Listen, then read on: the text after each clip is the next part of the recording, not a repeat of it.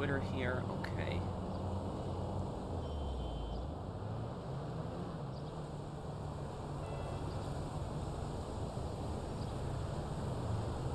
Okay, hello everyone. How you guys doing?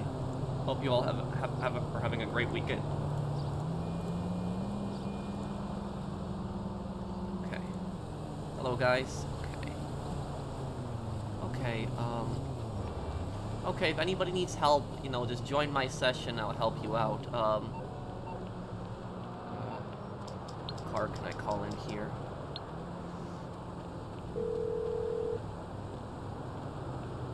What you need, boss? Some wheels? I can bring them around.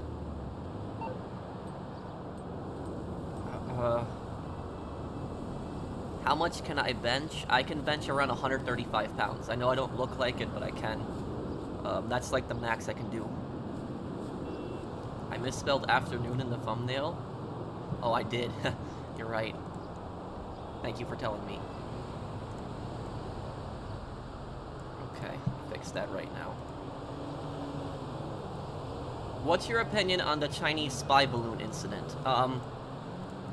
Well, I talked to, thank you, Chief Officer Henry. I talked a little bit about this in my Red Dead stream, but, okay, let's see here. I think that, let me just, okay, just, gonna fix this thumbnail really quick and I'll answer What are your you after? question.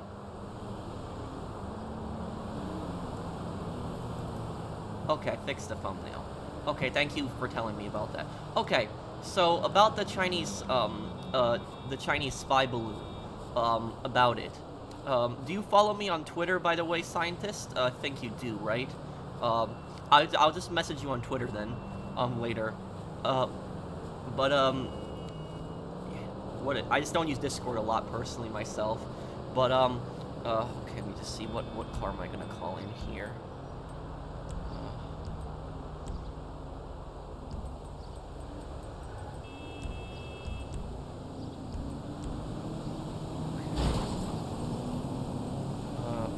I'll bring it to you. Okay, Aye, here we I'll go. get back to work. Okay,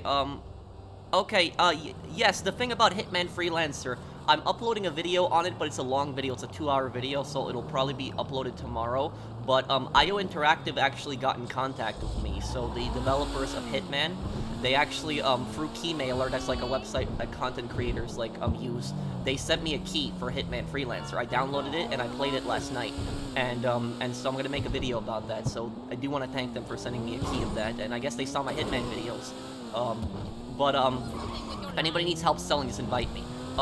Okay, about the balloon, right, the balloon. What I personally think about the balloon is, I think that I don't think it was an accident by any means. I don't think it's a weather balloon by any means.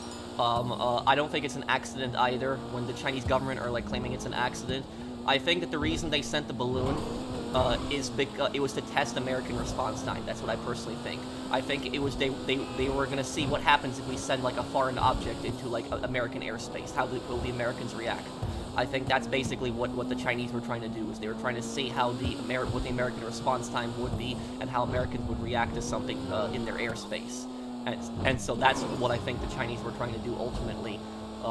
I don't know, you know, what the government was doing personally for most of it. Like, the government was, like, you know, and also the governor in Montana, he was actually not told by the federal government about the balloon until, like, it's passed by a huge chunk of his state already. So how do you not tell the governor of the state that there's, like, a Chinese spy balloon in his airspace? I don't know that.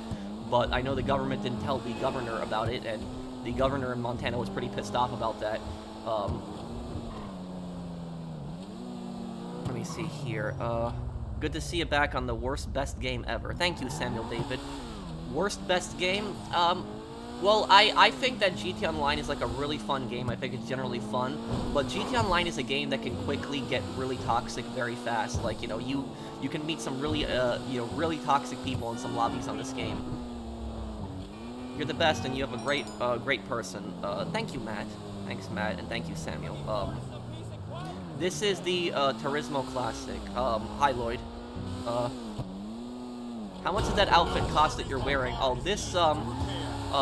this didn't, I don't think this cost that much. What would you do if you were president? What, you mean during the balloon thing? Well, literally, I would be...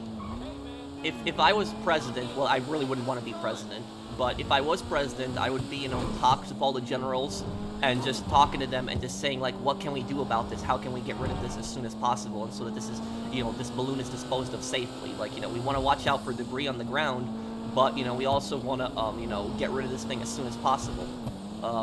The thing about that is also, another thing that you have to worry about is you don't know what's in the balloon. You don't know what's in it. So the balloon could have, like, bombs in it. It could have, like, you know, a virus in it. Like, you don't know, you know, it could have a lot of bad things that could be in it when it could drop. And so that's another thing that you have to take into account before, you know, you shoot something like that down. But I don't know, I'm not an expert. So that's just, you know, I would be, if I was president, I'd be talking to the generals and just saying, like, you know, how can we get rid of this the fastest way possible? And I'd also call the Montana governor immediately, unlike the president. I'd call the Montana governor and I'd tell him, like, you know, there's this foreign, like, Chinese, you know, spy balloon that's in your sky right now, just giving you a heads up so you know what that is. But yeah, that's pretty much it. I don't know what else I would do though. Need help with Kaio heist. Well, I can help you later though, Jen. I can't help right now because I always help people sell at the beginning of the stream.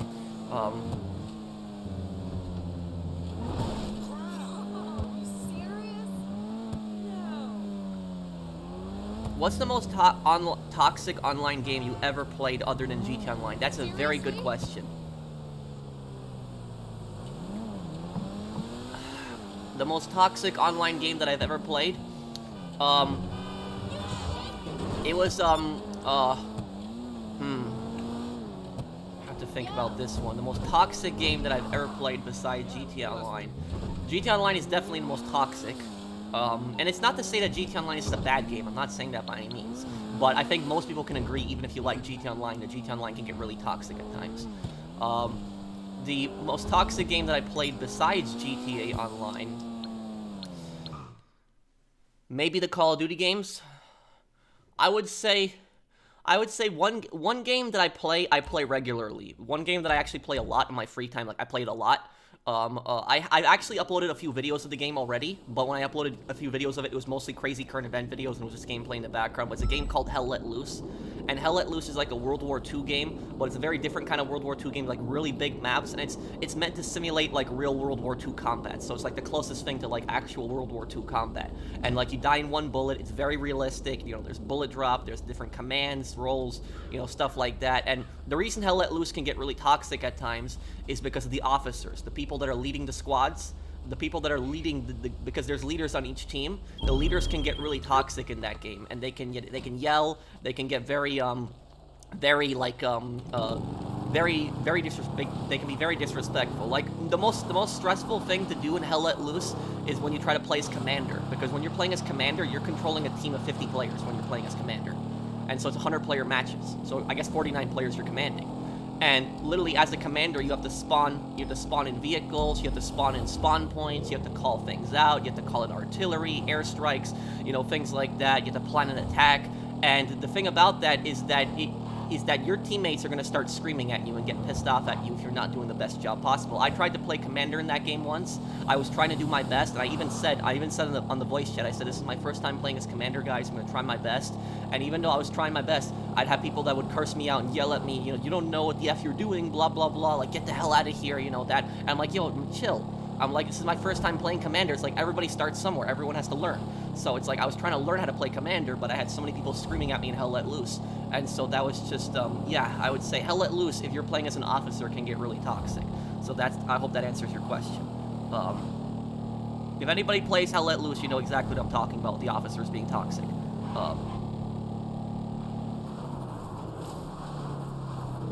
I wish you had a cosplay costume of your online character.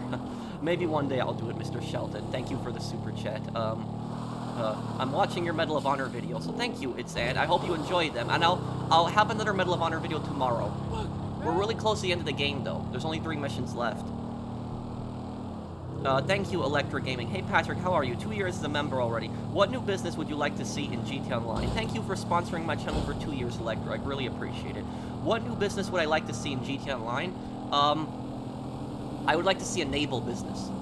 I would like to see a business that is involved on the water. So maybe like you buy like a naval warehouse and you store crates like in the ocean. It's maybe like Smuggler's Run, but on the water.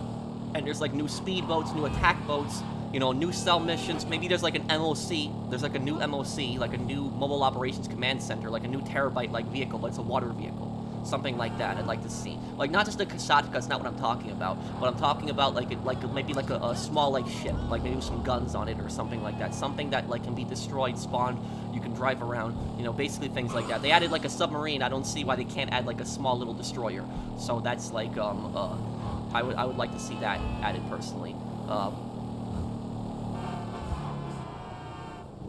For meteorological reasons. What does that mean? Are you talking about what the Chinese government are saying? Because I honestly, I don't believe one word that comes out of the Chinese government. So that's just, you know, when the Chinese government tell me that it's a meteorological balloon, and that meteorological, that means for weather, basically. They tell me it's for weather, I'm not going to believe them. So that's, you know, this is the same government that claimed that they were completely COVID-free. You have to remember that also. So that's like, you know, I have no trust in the Chinese government. Don't believe them at all, anything that they say.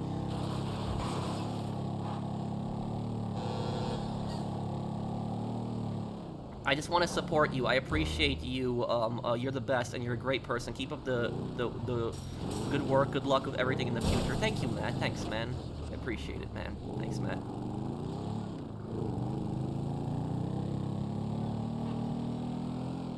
What do I think of Tencent? Isn't that like a video game company?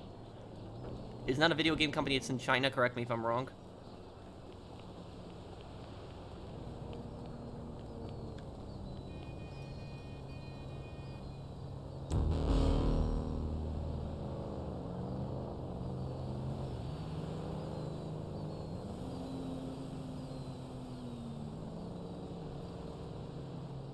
Let's see here.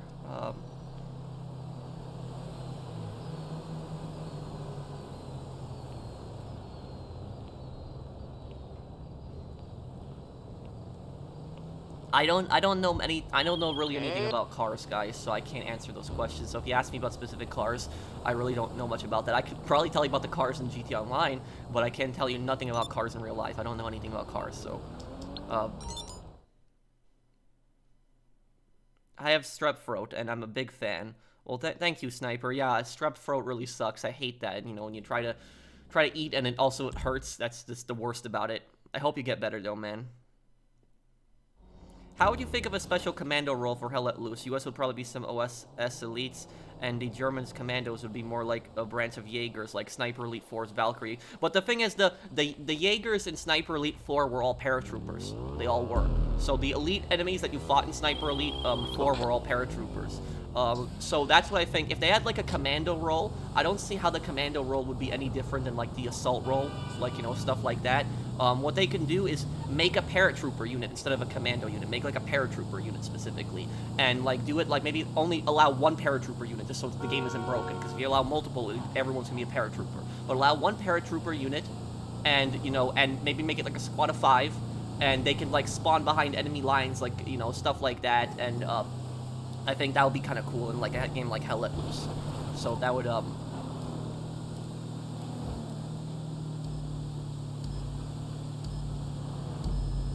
Do you think you'll do more historical documentaries? Well, one game that I eventually want to play is I want to play Assassin's Creed 3. And if I play Assassin's Creed 3, I could do like a bunch of videos on like the real history on like certain characters, like lore, because I know the American Revolution pretty well, and so I can talk about like a lot of the different characters and how accurate they were portrayed in the game and stuff like that. This is a post-op cell mission.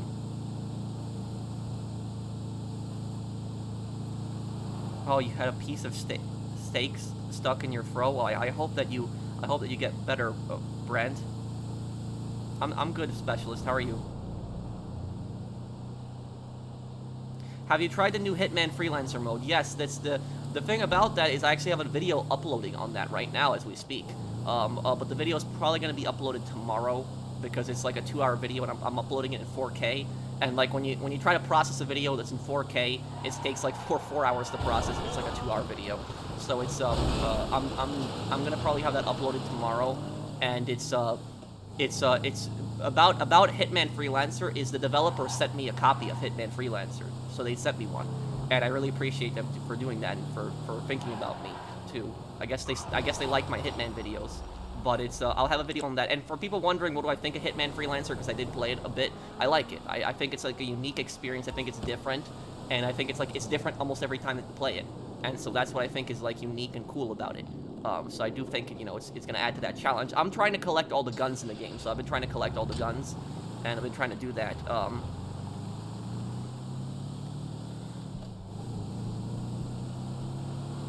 How would you think, oh, and thank you, JD. Yeah, I hope I answered your question earlier, JD. Thank you for that super chat.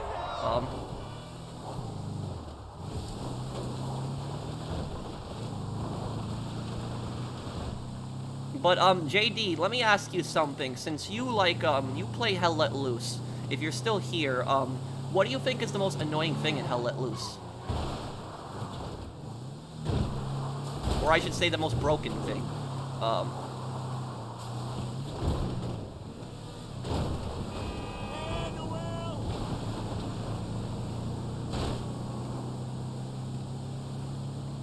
Well, Lazarus, okay, I'll see you, Sniper. Take care, man. Lazarus, the reason that I play this game, even though, like, I have problems with Rockstar, is because I still enjoy the game. It's the thing about this is that you can enjoy a video game, but dislike a developer. That's the thing. You know, even there are different reasons that people dislike developers. And, like, for example, Rockstar generally makes good games. They typically do. But Rockstar's main problem isn't that they make bad games. It's more about the corporate greed. That's more about it. It's the corporate greed and the lack of communication, which makes them a bad developer. And that's like, that if they had, like, better communication, they would, and, better communication, and they didn't rush things like they did with the Definitive Edition, they'd be a much better developer, personally. So that's it. So I enjoy GTA. I like GTA. I like GTA Online, even. Like, some people think I hate GTA Online. No, I don't. If I hated GTA Online, I wouldn't have, like, 460-something days played of my life on this game. And yes, I actually do have 460 days played on this game. So that's, like, this is, like, one of my most, like, favorite online games. I like GTA Online. It's a fun game. I have fun with it, and I like playing it with my friends. My problem is with Rockstar, they do scummy things like what they did with Red Dead Online, just abandoning it, like, the lack of communication, not fixing glitches like God Mode, the Definitive Edition disaster, like, the list just goes on and on of the scummy things that Rockstar does, but doesn't mean that I dislike the games they make, just because I have problems with them and other things that they do.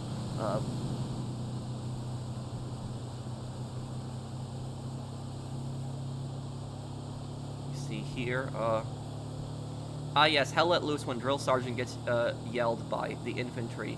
Well, it's more about, I really haven't had people in my squad yell at me, but it was more about the leaders. The officers would oftentimes yell. They were the ones who most oftentimes yell, Patrick. There was this one guy once that I remember, he joined, I was playing as a squad leader once. And what happened was, literally, it was just me and my friend in the squad, and what we were doing is we were on the artillery. And I was actually talking to the officers, the other officers that were out around, and I was telling them to call in marks for the artillery, because I'm pretty good with the artillery in Hell Let Loose. And so I had gotten like 100-something kills in that match with the artillery, just like taking down infantry. Those are all player kills, by the way. And so what happened was this one guy joins my squad, and he's like, build garrisons, and I'm like, I already built a garrison. It's like, I'm on the artillery. He's like, you shouldn't be squad leader if you're on artillery. I'm like, I'm squad leader so I can talk to the officers and they can mark things for me. I've killed over 100 enemies trying to take our objectives. I think I'm doing a pretty good job here. But he's like, no, build garrisons, and just keeps screaming at me in Hell Let Loose. So that's like, so I have had that happen once where it was a non-officer who yelled at me in Hell Let Loose. But it was like, there's some really toxic people that you can meet sometimes in Hell Let Loose. But generally, it's still like a really fun game to play. And for people wondering what garrisons are basically spawn points for the whole team. The squad leaders can build them. And so the guy was complaining that I wasn't building them.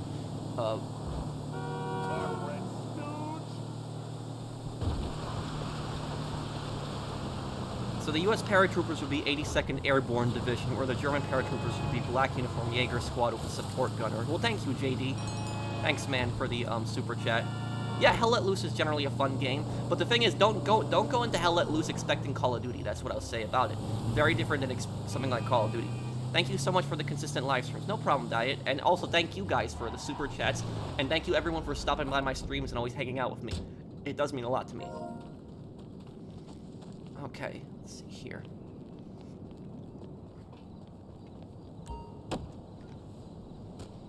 Have you ever played The Getaway on the PS2? I have.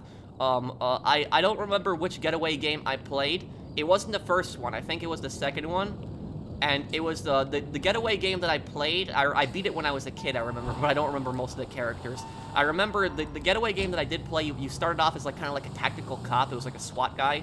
You played as him, and you were going through like these apartments fighting like gangsters, and then you played as this guy in like a bar, and then there was like a gym, and like a bunch of people died at like a gym. There's like a shootout at a gym, and then there was like some car chases. That's basically the game that I was playing. I don't remember which one that was, but I do remember I beat it. It was a long time ago though.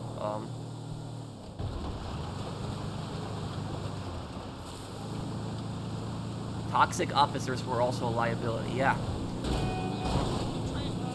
Thank you, JD.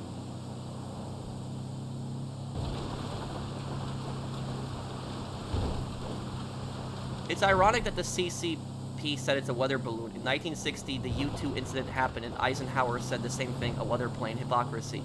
You're talking about the U-2, spy plane shoot down. That's what you're talking about specifically, Soviet Union. Thank you for the super chat. Well, no country should be going into another country's airspace, but, about that is, the thing is about it is the Soviets also violated our airspace during the Cold War. It obviously doesn't make it right to go into their airspace, but they did also violate our airspace. And also, at that time, is both sides were, paranoid that the other was gonna, build a nuclear weapon. It was, or they had nuclear weapons at that point, but they were more concerned about what kind of weapons they were building and more spying on each other. Both sides were doing it heavily. But, today it's like, the Cold War is over, and yet, a country like China that is sending, like, a spy balloon into our airspace.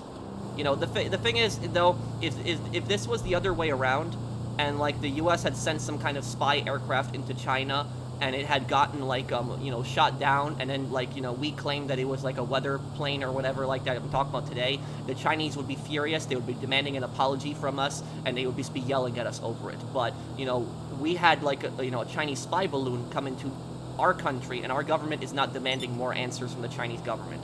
And so I personally think the government should demand more answers. They should, I think they already summoned the Chinese ambassador, but, like, say, what is going on here exactly? Why are you sending this stuff into our airspace? And also, the Chinese government actually technically threatened the U.S. over shooting down the balloon. So you see how stupid that is? They send, like, a spy balloon into American airspace, and then they get pissed off when the U.S. destroys it. So that's the thing about China, is that China does not respect anyone's airspace and anyone's borders. If you look at America, sure, we have almost very little to no border disputes with Canada. Maybe we have some we have border conflicts, I would say, with Mexico at times, like the cartel, but largely we don't have territorial disputes with the Mexican government. But yet you look at a country like China, for example. China has disputes with almost every single country it borders, like almost every single country. Every country. Even North Korea, which is considered like an ally of China, even they have a border dispute with China. So it's like North Korea, Mongolia, you look at Tajikistan, you look at, Vietnam. You just go, you go down the list of just all the countries, India. There's just so many countries that just China constantly has a border dispute with. And so the Chinese government really has no respect for the sovereignty of other countries. That's more of what I'm getting at. Yeah, even Russia, yes. So it's like they have, like, border disputes with almost every single country that they border. And that's what it is. Like, no country should be sending spy aircraft into other countries. I don't think my country should be doing that either. But, they sent a spy balloon into our airspace, and they had no right to do so. So that's, I hope I answered your point there about it. But just, if you don't believe me, just go on Google and type in Chinese border disputes, and you will see a list of so many different countries. Almost every country that borders China has complained over some kind of border dispute. And even in the early 2000s, China actually annexed like 30% of Tajikistan. They threatened to invade a small, poor country of Tajikistan, and Tajikistan is like located on the far western part of China, the far western part where very few Chinese live. And so they were claiming like a huge chunk of Tajikistan, a poor country, was theirs. And so Tajikistan was scared of getting invaded, and so they signed a treaty with China in which they gave away part of their country just so China wouldn't invade. So that's really what they've done. Look at what they've done to Tibet also. They annexed Tibet in the past. That wasn't part of their country. Tibet was an independent country. But yet, you know, China will constantly has border disputes from pretty much every single country it borders. Hope I'm not getting boring here, but I hope I answered that question. Somebody has had in the comments.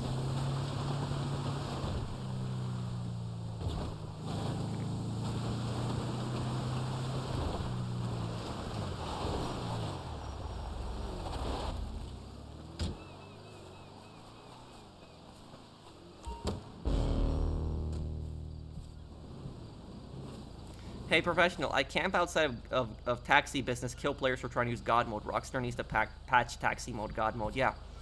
It's, you know what? You know what we're gonna do? You know what? Speaking of that with the God mode, you know what I'm gonna do right now? Is I'm actually gonna make a poll right now. And, Close that deal. All right. if everybody could vote in the poll, if you get a chance, let me make a poll right now. I'll make a poll. It'll be specifically with the God mode. How long will Rockstar take to fix the taxi God mode glitch in GTA Online? Let's see. And we'll ask the people what they think.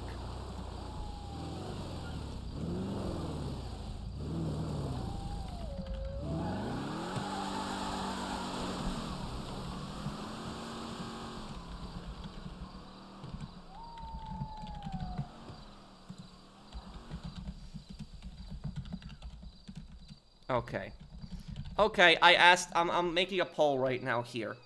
And here's the poll that I'm asking. How long will Rockstar take to fix the taxi God mode glitch in GTA Online? This will appear in my community, tab. And it's, I wrote 1 week, 1 month, the next summer update, never, they don't care.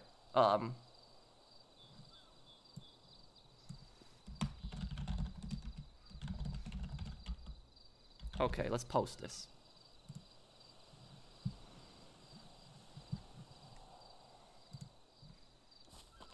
Okay. Posted that poll.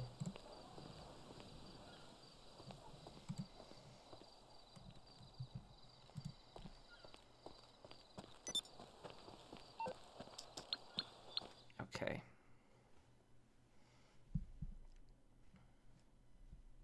Yeah, they haven't fixed the speedo. Yep.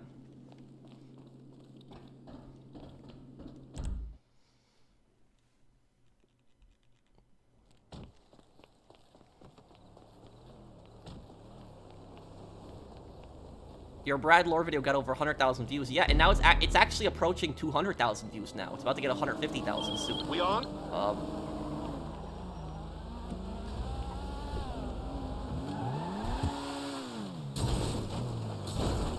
Ah.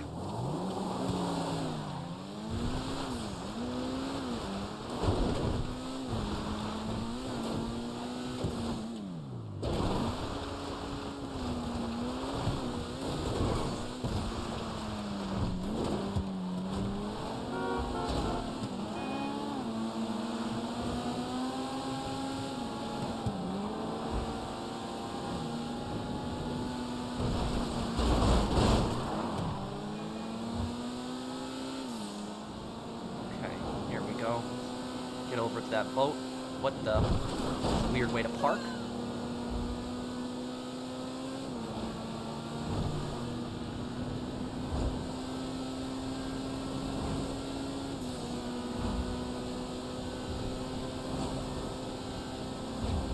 Thank you guys. I'm gonna answer your comments in just one moment here.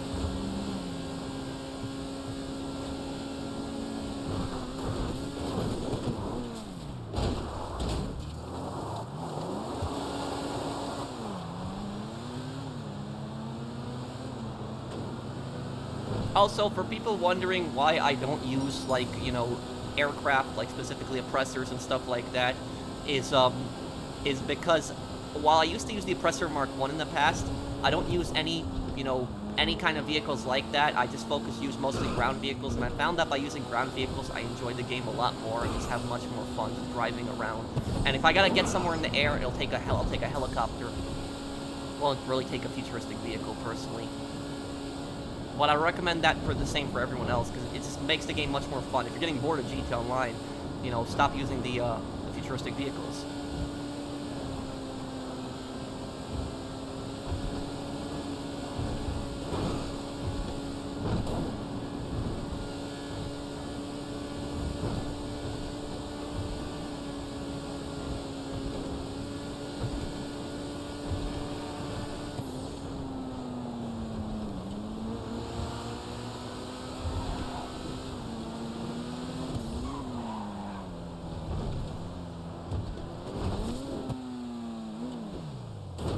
Oh, that was a nice landing. Okay. Do you still do crates? Sometimes. Not a lot, though.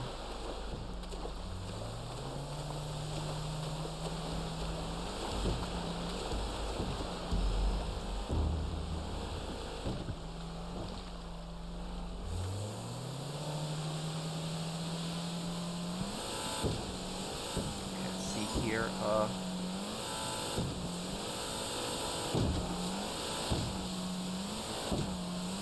Well, I've just been, and also is you guys helped me to get my sleeping under control. I just wanted to let everyone in the chat know about that, and I want to thank everybody for that.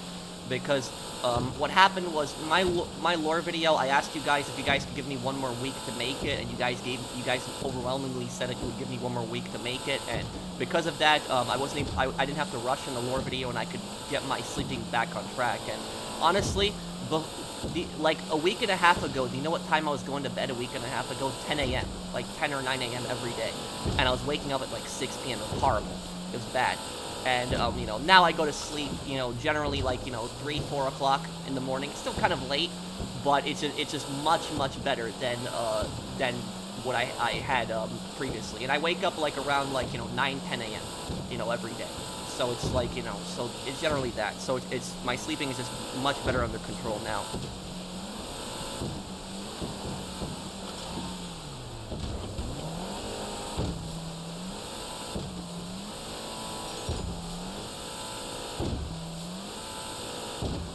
Hey, the professional, okay, James, see here, I saw a lot of God mode players. I am mad at Rockstar. Yeah, I am too. Thank you, James, for that super chat. Thank you, JM58. 57% said they don't care. Yep. And thank you, Rid High Mations, if I'm pronouncing your name correctly. Thanks, man. Since I currently live with my parents, do you have any suggestions on how I can find affordable renting homes in my city? Well, what I'll tell you, Victor, is don't feel a rush to move out of your parents' house. Don't do that. You know, I don't know how old you are. I'm assuming you're a young adult, but it's you know, don't feel like a rush to like move out of your parents' house. If your parents want you there, and your parents like, you know, help you out, then why not live with them for a few more years? It's not really necessary to move out unless you really feel the need. If it's like, you know, something's going on, or you know, I don't want to assume anything. But it's like if you can live with your parents, like, you know, why not? Like, you know, a lot of young people, I'll say, are like really eager to move out. They want to live on their own, and then they realize just how expensive it is living on your own. So, you know, if you can, like, live with your parents for some time. But if you got to move out, make sure you have a plan, and make sure you save up a lot of money. Like, a lot of money. Like, I'd say, like, you know, thousands of dollars. Like, you know, it doesn't have to be an insane amount of money, but just something that you can support you for at least a year. Like, enough money to at least support you for a year. That would just be, you know, ideal. But...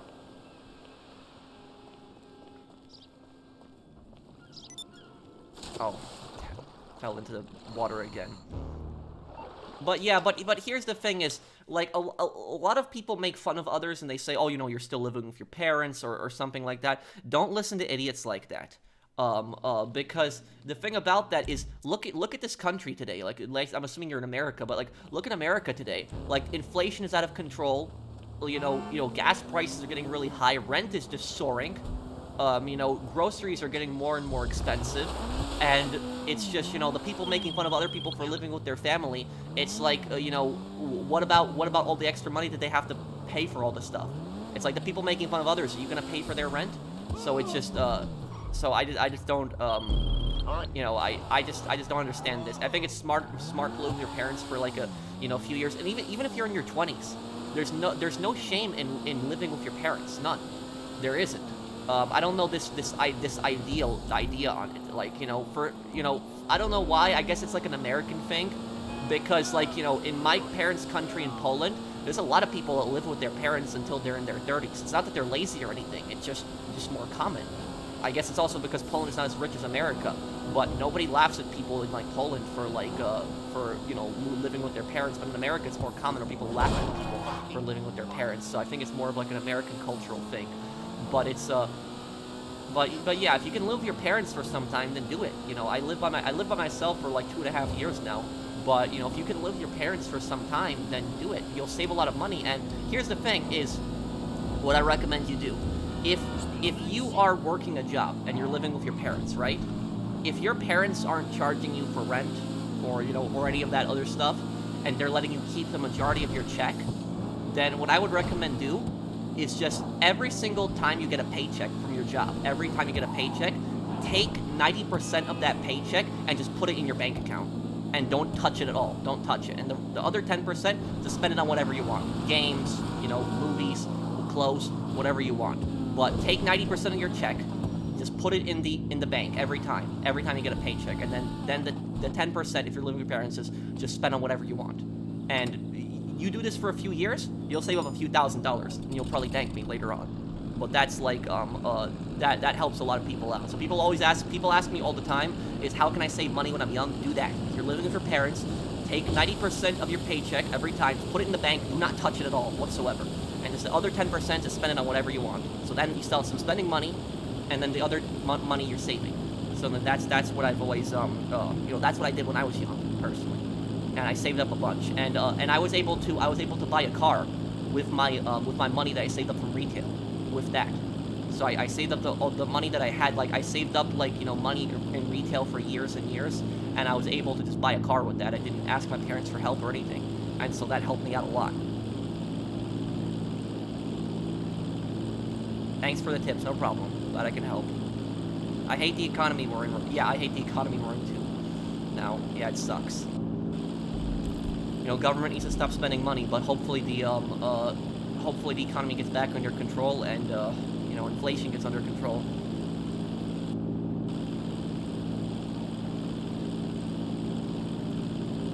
Okay, so we get down here.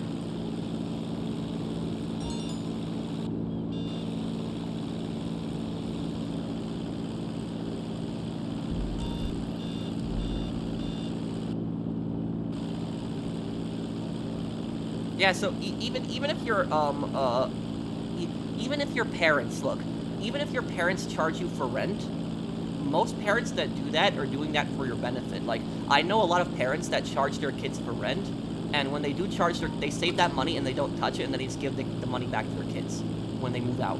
And the reason parents do that is to make sure kids don't waste all their money. So that's like so yeah, if you can live with your parents for some time, do it. You'll save money and you'll be better off financially than like other people that move out on their own. But people have this mindset. They're like, oh, I gotta live by myself. I gotta move out on my own. Oh, okay, Brandon. Well, I hope everything goes good.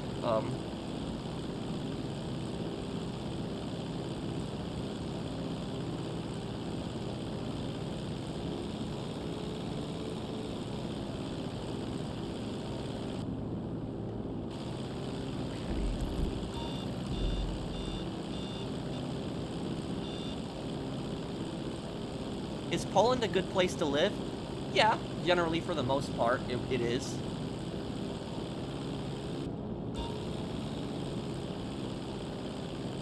Maybe one day, Stan. I know the game you're talking about. It's an RPG game. I think society puts the pressure on people. Yeah, it's the same thing with college. It's like, you know, people have this obsession with college. They're like, oh, I gotta go to college. If I don't go to college, I'm gonna be a failure. And so people think that all the time. It's like, no, that's not true. If you don't, just because if you don't go to college doesn't mean you're gonna be a failure. But people think that they need college to be successful. So it's exactly the same thing. I missed some super chats. I'm sorry if I did. Let me scroll up. I apologize. Any advice for someone who wants to live in New York? Well, thank you, Riddy, for the super chat. But if you mind me asking, what's the reason for wanting to live in New York? And is this like a business thing? Is this for school? What is this for? Is this for a job? What is the reason exactly? But what I will say about living in New York, it depends where you want to live in New York. Because if you want to live in like upstate New York, it's not that bad. But if you want to live in like the city, a lot of Americans are amazed by just how expensive New York City is. And so that's why if you're like a young person, I don't recommend moving to New York at all, personally. I'm from New York. So I can tell you, if you're a young person, I wouldn't recommend moving to New York, because when you see the cost of living in New York, you see the rent, and you see the taxes, you're going to lose your mind when you see that. It's really, really bad. Really, really bad. And, yeah.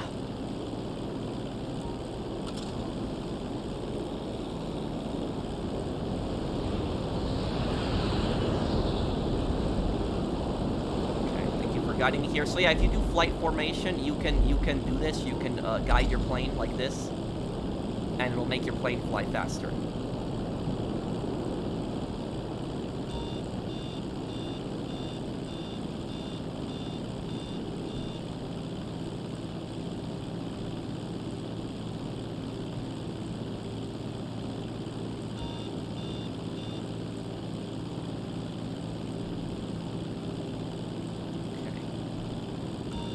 Here.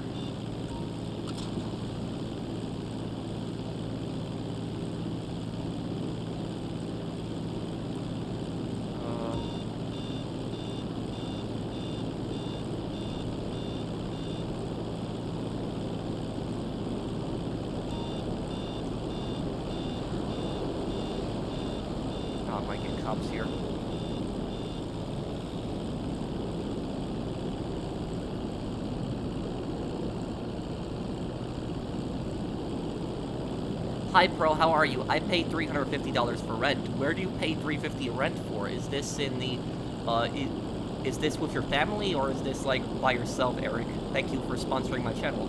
Thanks, man. I was thinking of buying Hell Let Loose this month or next month. Which platform do you play it on? My skill is for usually infantry or armor. I play on the PS5 version. PS5 and Xbox can crossplay, PC can't.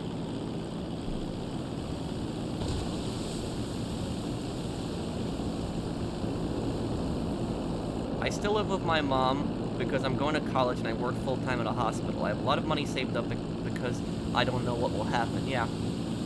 And, yeah, and that's like, that's one of the reasons that I actually bought a rental property.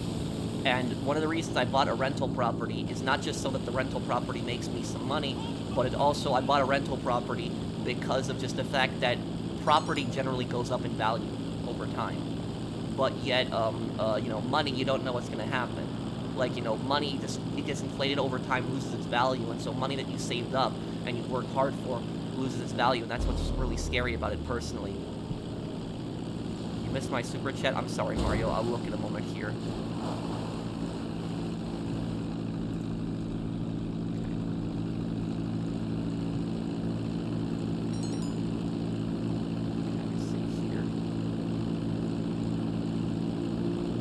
Sorry about missing that super chat. I apologize. Let's see here. Okay, invoice paid, and we have nice a sale. Turismo Classic out there. Thank you, wallet, Mario. And Long John T is logging out. Thank you, Ridhamations. I paid $350 because I live with a friend. Yeah, and that's ideal. Is, you know, you live with a friend and you split the rent. Just make sure that you know it's a friend that you generally like, because you don't want to live with someone that you don't like. That's I still pay for my own groceries. Yeah, and so, you know, even when I lived with my parents, I helped my parents with bills. So it wasn't I was just, taking advantage of my parents. I helped my parents out with bills when I was living with them.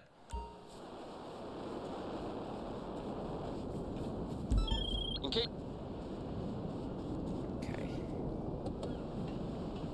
Hey, Pro, since the saboteur showed the Nazi occupation of northern France and how bad it was, how much worse was the Vichy government in the south? The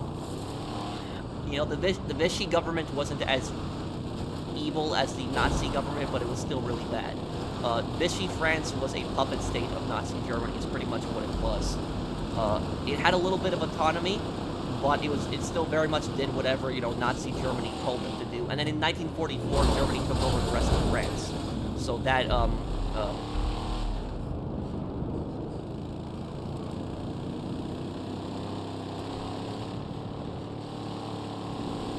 I wish we would have seen some of the Vichy French, soldiers in Sniper Elite 5. That would have been interesting.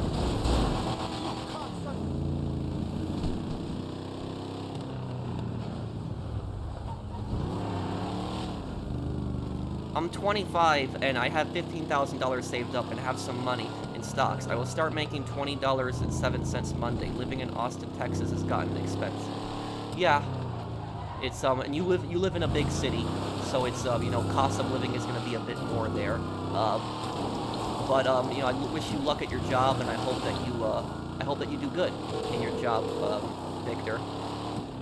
Are you How can I be of service? Is $20 an hour Okay, enough so you're in to serious trouble. is that You'll enough need my help. to pay rent Okay. in Austin, if you mind me asking? I know if it's a bit of a personal question, I apologize.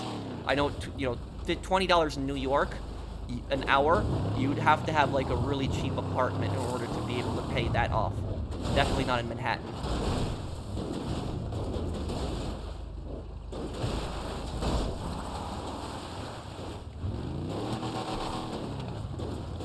The GTA Online God Mode glitch is getting out of control. Many lobbies in PS4 are near unplayable. I don't think it will get patched until next summer. Yeah.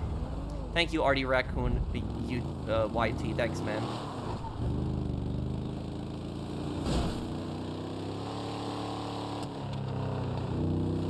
Pétain, yes, General Pétain. He was the leader of Vichy France. Why are you still doing jobs when you're rich? Well, I'm not rich. I don't know what you mean. I'm not rich in real life, but if you mean about GTA, it's because I help people. I'm not doing this to make money. I'm doing this to help others make money. Okay.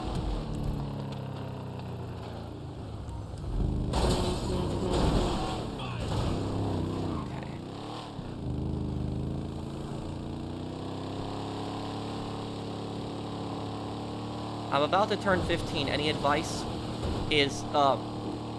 What I would say is don't let the college elitists go to your head. Because right around when you're that age, 15 or 16, is high school starts talking a lot about college, and what happens is there's a lot of college elitists that basically start, and what I mean by a college elitist, I have nothing against people that go to college, I went to college myself, but what I mean a college elitist is I'm talking about somebody who basically thinks that anybody who doesn't go to college is an idiot. There's a lot of people out there like that. And I've met a lot of college elitists. I can't stand them personally. And it's, don't let the college elitists go to your head. Don't let them, influence you. But there's, like, a lot of people that, like, they'll say things like that when you're getting around your age. They'll say, if you don't go to college, you're going to fail in life. And don't listen to those people. That's what I'll tell you about it. Is if you want to go to college and you want to learn something, there are good jobs you can learn to do in college. Go for it. But if you think you can be successful without college, also go for it. It's ultimately your decision. And don't let people tell you otherwise. That's what I'll say about it. You and Mr. Beast are both very humble YouTubers. So thank you, Jimmy. Thank you, man.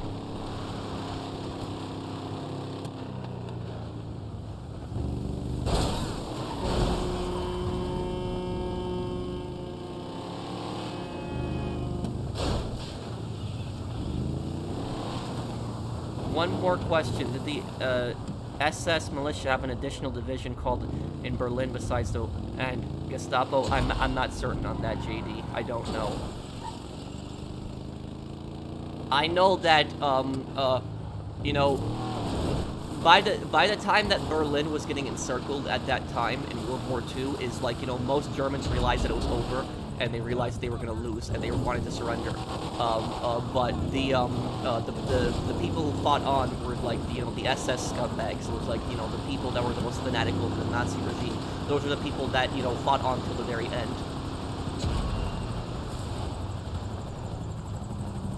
About the college thing, somebody I know didn't go to college but did an apprenticeship, and is earning 6 figures now. Yeah, and here's what I'll tell you about it is, I'll give you an example of somebody that can be successful while college if you don't believe me. Say that somebody goes to trade school instead. You go to trade school, you learn how to be a plumber. You get a job at a plumbing company. Plumbers make good money. You do a really good job being a plumber, and eventually maybe you get a loan in the future. You start up your own plumbing business, you pay off the loan, and you're running your own business. Maybe you hire more employees, maybe you open multiple stores, and that shows you how somebody can become successful without college. But people think that you need college for everything, and I don't think that that's true personally. Yeah. I had a guy once tell me that it was a friend of my friend's. Who basically, it was a friend that I had in real life, and his friend basically insulted me, and he said that what I do is not a real job, and he said that he basically was a college elitist. That's basically what he was. And so there's just if you make good money, if you make good money and you're not breaking the law, who cares what you do for a living? It's just that, but. I don't understand this mindset personally.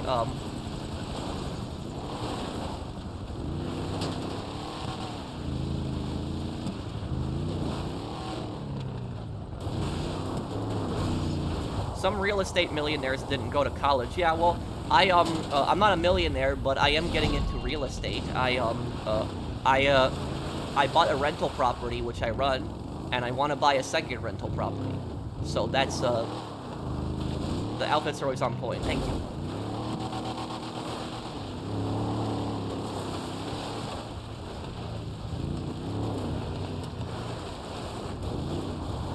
You are very correct. An older subscriber here just retired as a VP in IT and never went to college. Just worked hard and determination. 6 figures as well. Thank you. Thank you, Dwight. Thanks, man.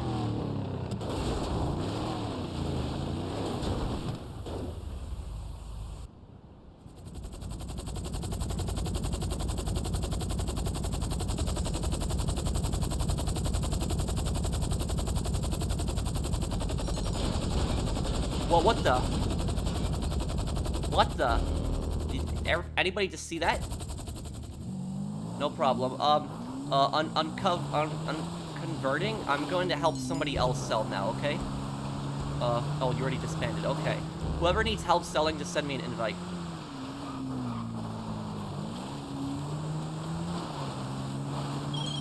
Looks.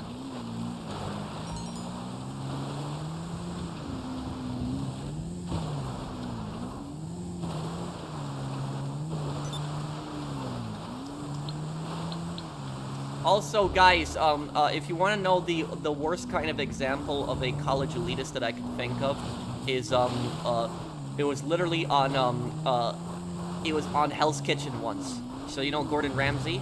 I saw there was this one guy on it that was just such an elitist, and basically what happened was it wasn't Gordon that got into an argument with him. It was the Jean-Pierre, if I'm pronouncing his name correctly, the Belgian guy.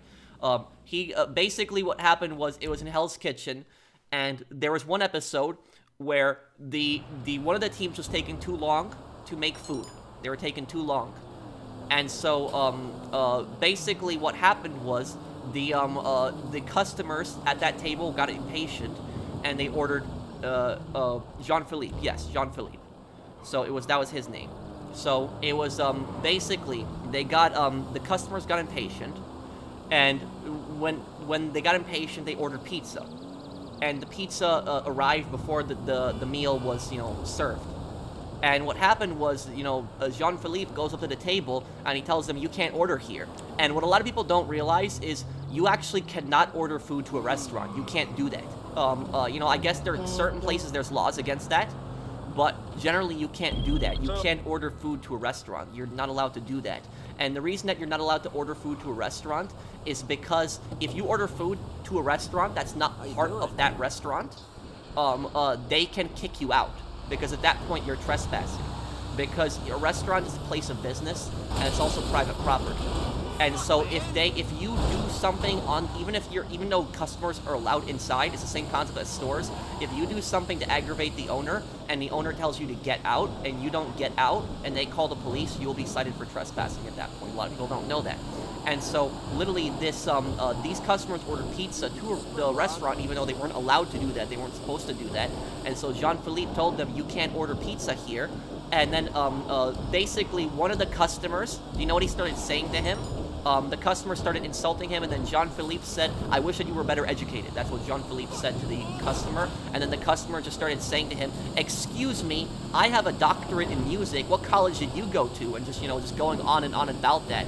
And just attack. I don't know if Jean-Philippe went to college or not, but the guy just kept getting in his face and just kept insulting him over it. And just saying, I have a doctorate in music, blah, blah, blah, over and over again. Okay, well, who cares if you have a doctorate in music? It's completely irrelevant to the situation. You're being a complete moron right now. So I don't care if you have a doctorate in music, you're being an idiot. And so, you having a doctorate in music does not help your situation at all. And just, in fact, you're just proving yourself to be a bigger idiot. Hey there. So that's like, What can I help you with? so that was basically So it. you don't want to get in serious trouble, huh? Okay, leave it with me. But yeah, Google it. Look up Hell's Kitchen Doctorate in Music guy, and you'll see it. There's this customer that was bragging about how he went to college and basically calling everyone uneducated. And it was just, that was like, and the thing is, how does this guy not have any shame? Doing this on live TV too? Not having any, that was just, yeah. Well, I'm not ruling out extraterrestrial beings.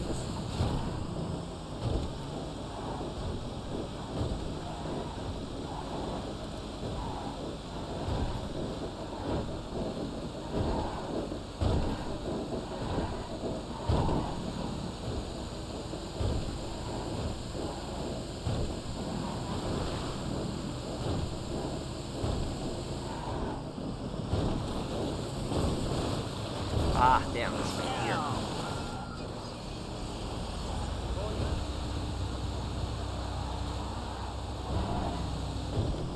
Have you seen that documentary Yeah, but, people smelled in Guatemala?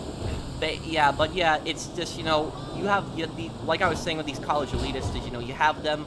There's nothing wrong with going to college, but there's nothing wrong with not going to college either. And so the fact that people judge other people for not going to college or just think that they're stupid or something like that, it's like, somebody chose not to get into debt and chose to take their chances in the real world. So it's like, I don't know, like, what there is to attack somebody over that. I think part of it might be jealousy, personally.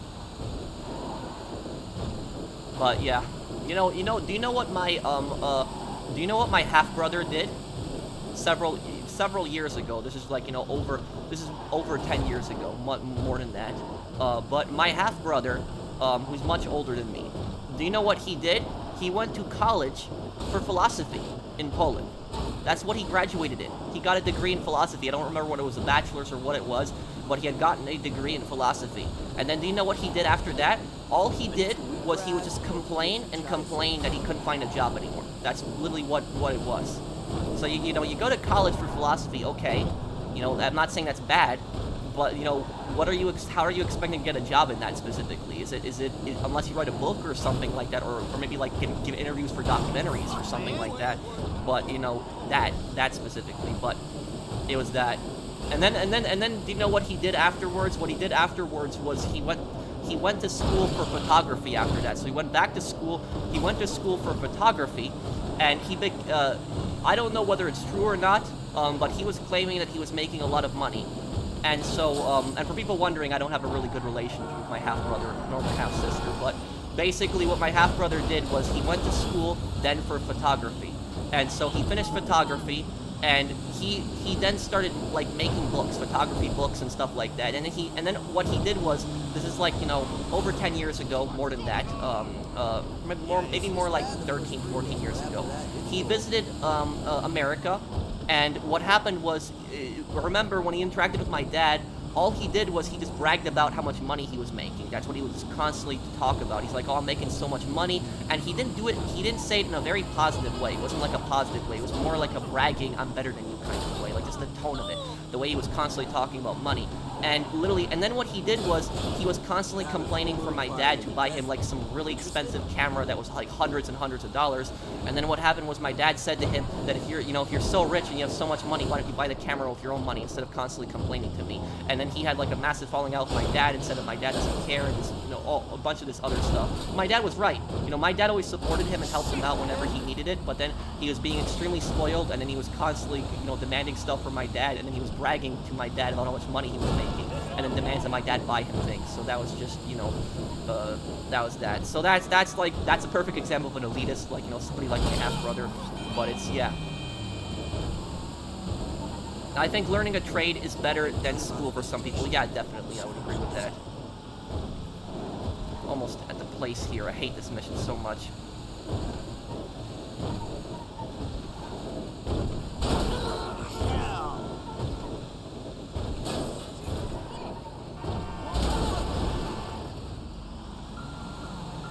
What does half-brother mean? Half-brother basically means that you have one parent, the same. So we have the same father, but we don't have the same mother.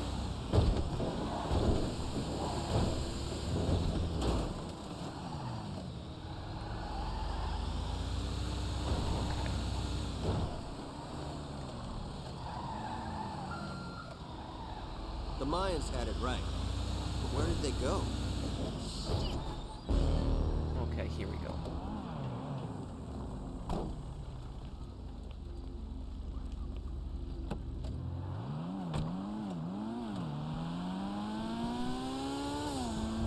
Let's see here, will they ever try to make $1 trillion in GTA Online? No, I'm not gonna go for that. Thank you, Papa John's Pizza. And we badly need a new garage to be added to the game soon. I love how it's going to be located in downtown Vinewood. Yeah, I mean, I'm glad they're adding more garage space, but I'm personally not into cars. I actually have a lot of empty garage space myself. Thank you, Papa John's. I want to be a waste management consultant. That's a joke about The Sopranos. Okay, let's help you. Yeah, right here. I went to college, Plankton. Do I know Dark Viper AU? Yes, Dark Viper AU is a friend of mine. I don't know him personally, but, we've talked before. Why do mobsters and criminals get glorified? I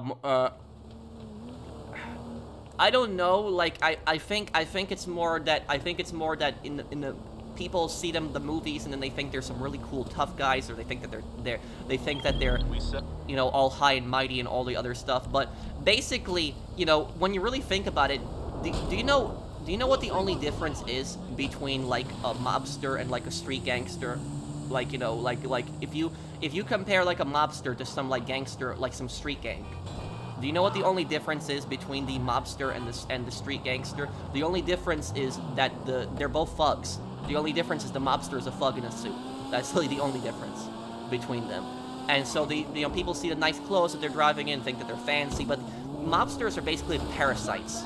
They literally they leech onto things around them, and then they take advantage of people, and they ruin people.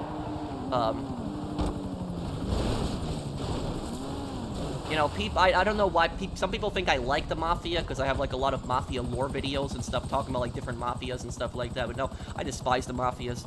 It's just, I just talk about them for lore reasons, because I like the story, I like the story in GTA, so like when I talk about the Leone family and stuff like that, but, mobsters are parasites.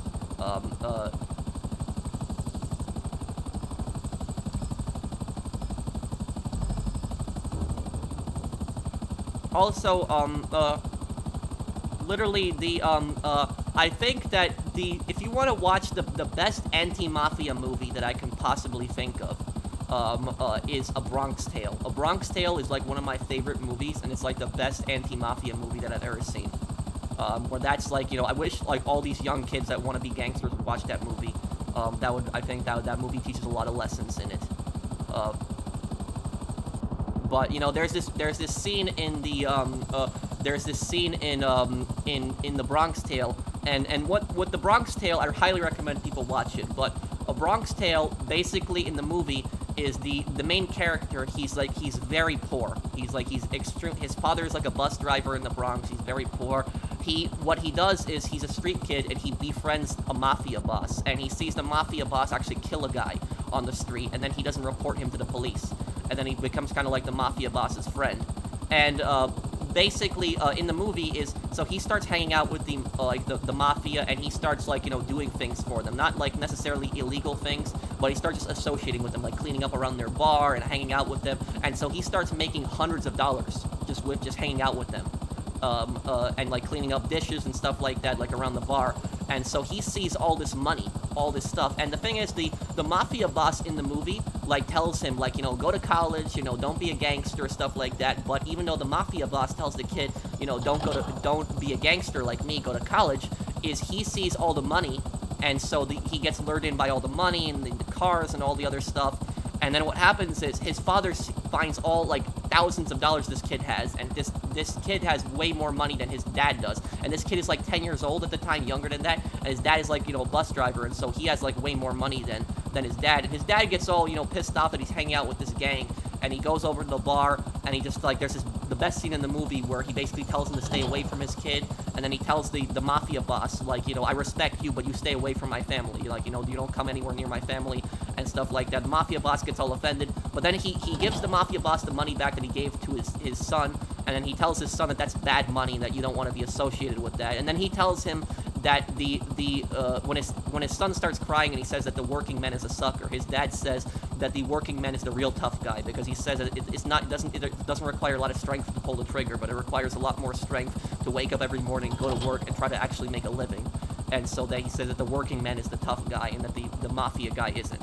And so that's why I personally think, all these kids that think the mafia is so cool, I think they should watch that movie. I think that movie's the best, the best anti-mafia movie. It's unfortunate though, because the actor who played the main character in it, he actually didn't learn lessons from the movie himself, and he actually got arrested for a robbery later on, which he was in prison for. But he ended up reforming. But but the movie still has a lot of good lessons to it, and I would highly recommend to watch that movie. Well, it's not really spoiling the movie. I just talked about the main plot in the movie. What I talked about is maybe only the first quarter of the movie. What I talked about in it is literally there's a lot more stuff happens in the movie. People die in the movie and stuff like that, and so a lot more stuff happens. I didn't just spoil the movie, but I would recommend to watch it. It's the yeah. What I described, I didn't describe the whole movie. I just described a quarter of it, maybe. But police criminals are worse? Yes, corrupt cops I think are worse than mobsters, definitely, I would say that. The reason I think corrupt cops are worse than mobsters is because cops take an oath to uphold the law, and yet they're using their power to abuse it. Where a mobster, it's just, they're just a bad person who just turned to a life of crime. But a cop is somebody that was supposed to be, somebody that's upholding the law, but instead is abusing that power to make money and take advantage of others. And so I would say that, if you had to, the thing is though, is if I had to sit down and literally make a deal with somebody, honestly, I would rather make a deal with the mafia boss than make a deal with the corrupt cop, definitely, because of the fact that. A lot of mafia bosses, you make a deal with them, sure, they're parasites and they're scumbags, but, a lot of people at least keep their word in that regard. They're not going to just stab you in the back. But, a corrupt cop is, the chances of them betraying you and stabbing you in the back is much higher than any other criminal. Corrupt cops are notorious for betraying people. They betray people the most. And the reason corrupt cops are so notorious for betraying people is because they know how the system works. And they know that somebody that associates with them is a possible witness. And so when they don't need that person anymore, they're going to try to get rid of them. One of the TV shows that I saw that had a really good depiction of corrupt cops was that TV show Better Call Saul. I saw one episode I saw of corrupt cops, or the guy's name I think was Mike. He killed the corrupt cops. That was actually a pretty accurate depiction of what corrupt cops are like. Is that they're gonna try to get rid of people. The second they think that somebody's onto them, they're gonna try to get rid of them, and they're gonna go after them immediately. So I thought that was a pretty accurate depiction of them in the movie, in the TV show. But that was man, the event weeks for this DLC have been trashed when it comes to drip feed content. Rockstar really wants to stretch it out for as long as possible. Yeah. But honestly, Mario, even I can understand why people are pissed off about the drip feed, but me personally, I don't mind it that much. And the reason I don't mind it is because if all this content was released at once, I wouldn't be able to cover all this content. But when it's released gradually over time, I'm much more chill, and I'm able to focus on one thing at a time. So, you know, so like the taxi business being released 1 week, I can focus on the taxi business that entire week. You know, when the drug dealers get released, like whenever that happens, because drug dealers are coming in this DLC and drip feed. When the drug dealers get released, I can focus on that part and make a guide on that. So that's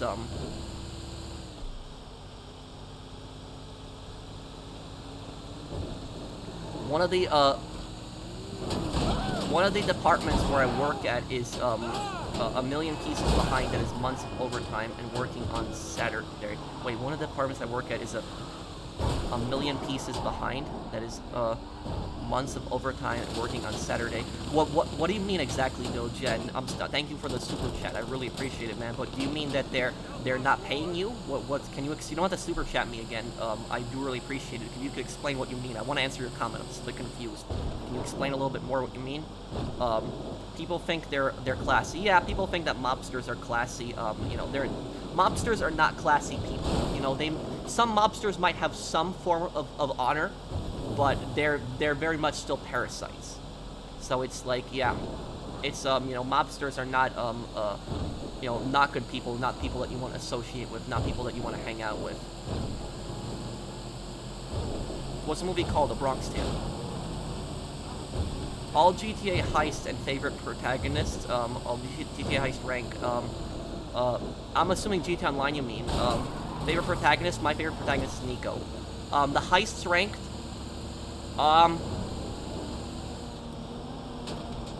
I would say the worst heist in GTA Online, I'm trying to think what it would be.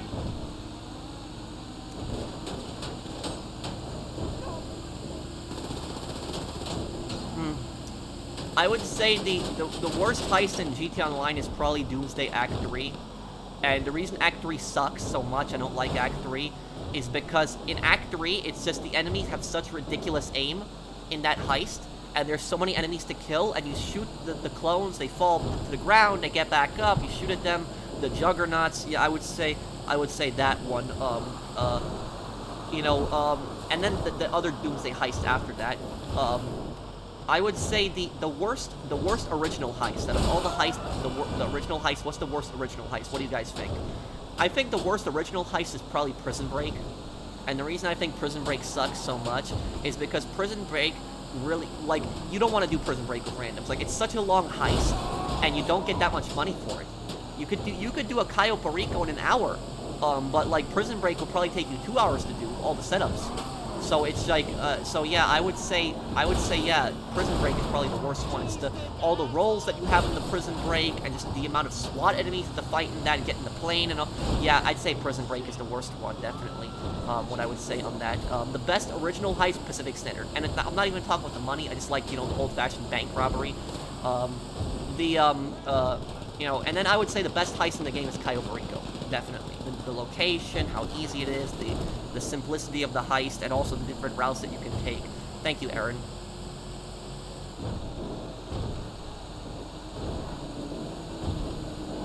Okay. You guys know I've been driving with one hand this entire time. But let's see here.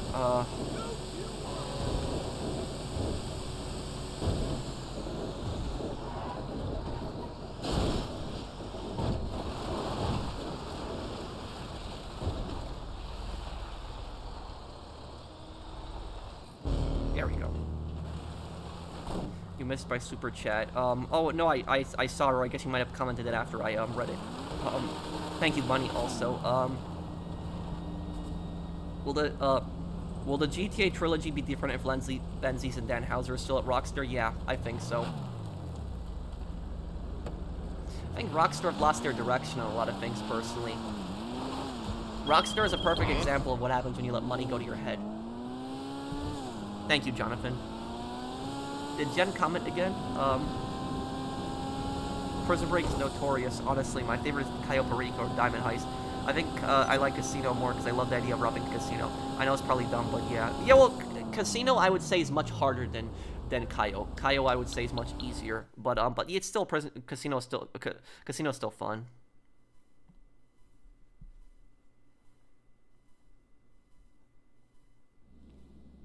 Did Jen comment again? Jen, are you still here? Can you answer what you meant by your super chat earlier? You don't have to super chat again, but I'd like to answer your comment. I was just a bit confused by what you meant.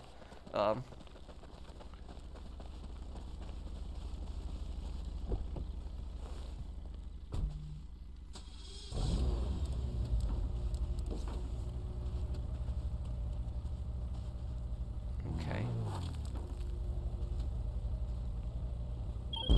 Okay.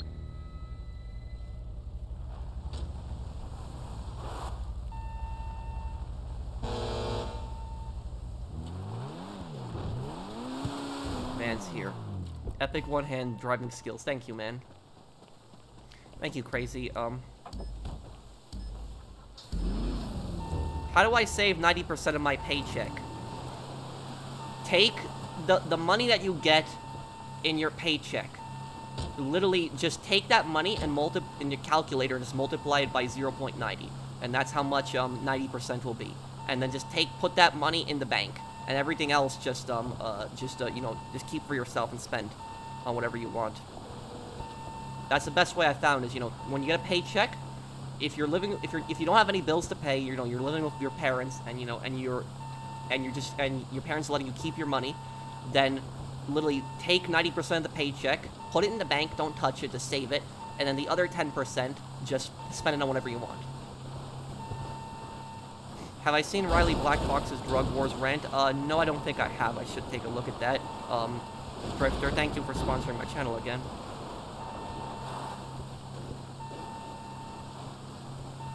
Gotta be what, like 6 a.m.? Oh wow, look, I called it. See? I can just look at the sky in this game and I can call a lot of times what time it is.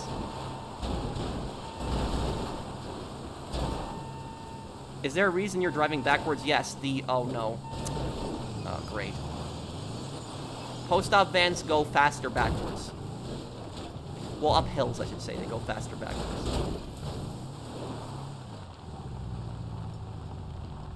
See this? Yeah. I'm 28. 90% of my capitale.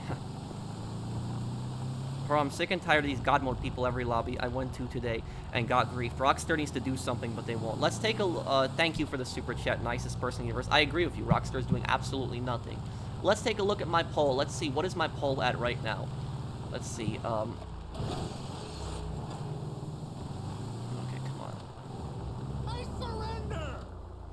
3,300 votes. How long will Rockstar take to fix the taxi mode glitch in GTA Online? 4% said 1 week. 6% said one month, 20% said the next update in summer, and 70% said never, they don't care.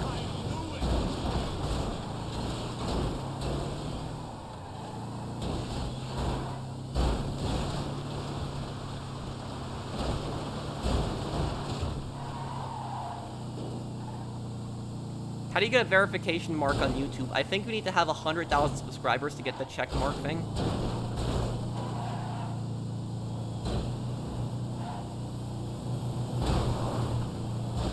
I actually wonder if they'll disable the taxi business when the current thing, well, that's what they should do. If they can't figure out how to fix the taxi business, they should disable it. I mean, the taxi God mode glitch. Do I need to be a patron to join the session crew? No, you don't. A lot of people here aren't even, my Patreon or my, or channel members that are in my, streams, or in my lobbies, I mean. But it's like, they're just on my friends list. So it's anybody who's on my friends list can join my sessions. And I have to play like this, guys. I have to. I wish I could play in public sessions where I could play with everyone. But I have to, this is like the most that I can do to play with people and have like an enjoyable experience. Because, I will add anybody. So, the only thing when I add people, the only thing I ask is don't be toxic and don't grief. And I'll add you. That's it. So you don't have to super chat me, you don't have to donate to me or any of that. I do appreciate donations, but don't feel like you have to donate to me to play with me. But the thing is, right now at the moment, my friends is full. I occasionally make room for people, but like I hate deleting people. It makes me feel bad when I delete somebody. But but I do delete people when they've been offline for like a year or more, or if they do something bad. But almost all my friends list, almost nobody does anything bad usually. So it's so most of the time when I do delete somebody, it's because they've been offline for a very long time. But no, I'm on PS5. But the reason I can't play in public sessions, guys, is because if you're new to my channel, you probably don't know. But if you watch my channel for a few years, you know exactly what I'm talking about. If I play in a public session, and I try to do this exact thing that I'm playing in public session, I won't even make it like a mile and a half without getting blown up. Like I won't even. Like I will have every single person going after me in the lobby. And even when I don't stream, if I join public sessions, I have people jumping me all the time. So people will just, go after me constantly. I'm not doing anything. I'm not a toxic guy. I like to help people, but people constantly attack me in this game. And so I wouldn't be able to help all these people that I'm helping right now if I was just in a public session. It would be never-ending people trying to kill me over and over again. And also, I'd probably have like a bunch of God mode users following me around. So that's like what would happen.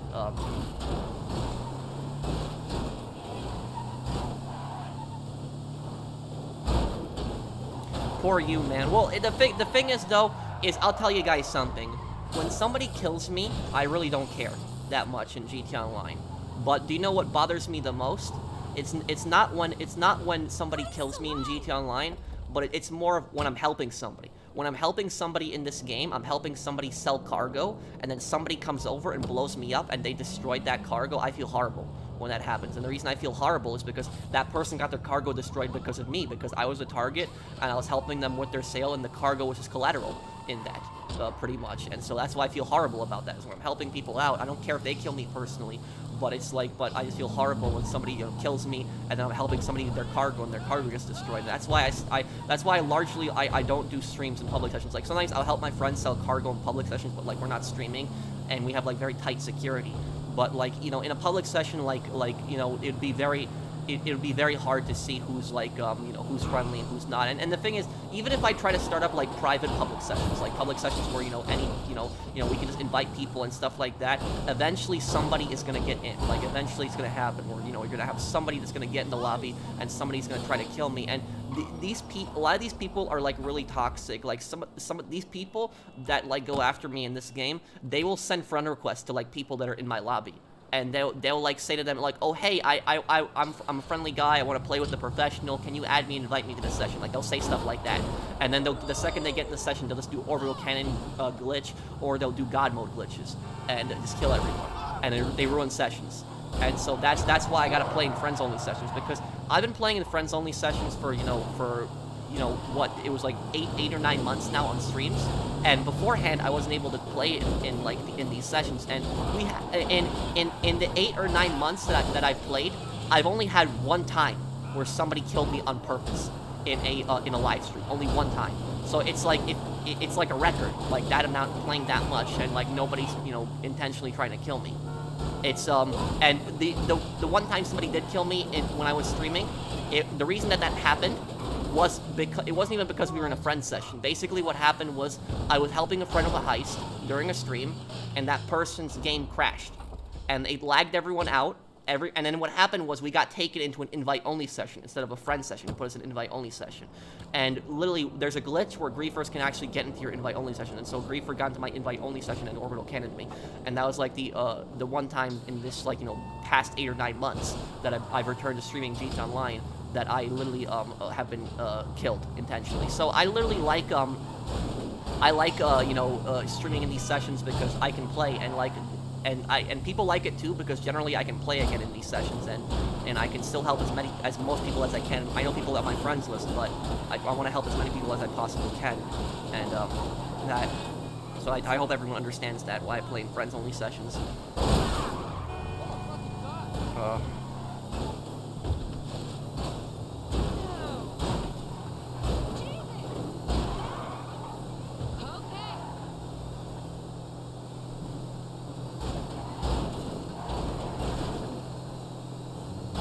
Don't ram me anymore. I've got enough speed here. I appreciate it though.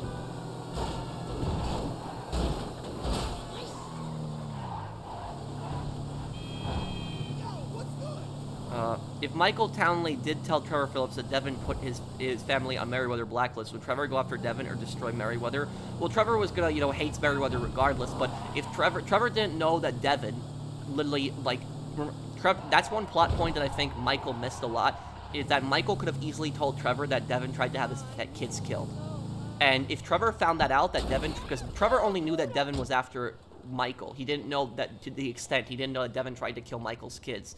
And Trevor cares about Michael's kids deeply. If Trevor found out that Devin tried to kill Tracy and Jimmy, Devin would have arrived, that the same ending would have happened, but the difference is that Devin would have been arrived in pieces in the trunk. So that's like the difference between what would have happened. Devin would have never arrived alive to the cliff. So that's like, that's it. You don't want to know what Trevor would do to you, like, or do to Devin. It was that if, he found that out. So it would be, well, can you tell me in the comment, Jen? I really don't talk in chat on streams. A little bit sometimes on Red Dead, but that's with the posse. But, me and my friends just recently started playing Red Dead Online. Any suggestions? Check out my Red Dead Online Ultimate Beginner's Guide. I hope that helps you out. It's almost 1 million views. Basically, save up your gold and do missions, deliver the stranger missions on the last minute so you get max gold. Buy a bounty hunter license, and once you buy the bounty hunter license, what you do with the bounty hunter license is save up the gold and then buy a trader. And you just keep doing that, and you'll save up a lot of gold and then eventually buy the other businesses. Your Red Dead Online streams are more calm and relaxing than GTA Online streams. Not sure if you'd agree with me on that. I mean, maybe they're more calming because we have a lot less people, a lot less people commenting. But I like to think that both of them are pretty chill. Thank you, Jonathan. I think the GTA trilogy would be different if Leslie Benzies and Dan Houser were still here. Let me see here. I got to, let me check. I think I missed a super chat. Knowing Trevor, he would rage and use a hatchet. Yeah, well, Devin would have arrived in pieces if that had happened. Let me see here.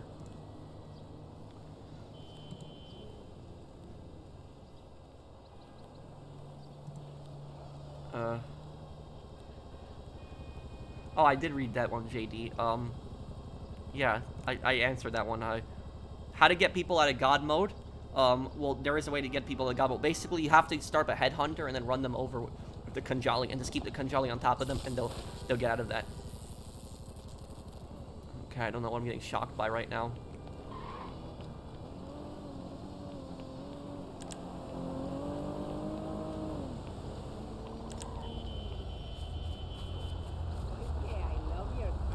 Yes, I think you should be able to sell properties, not just trade them in.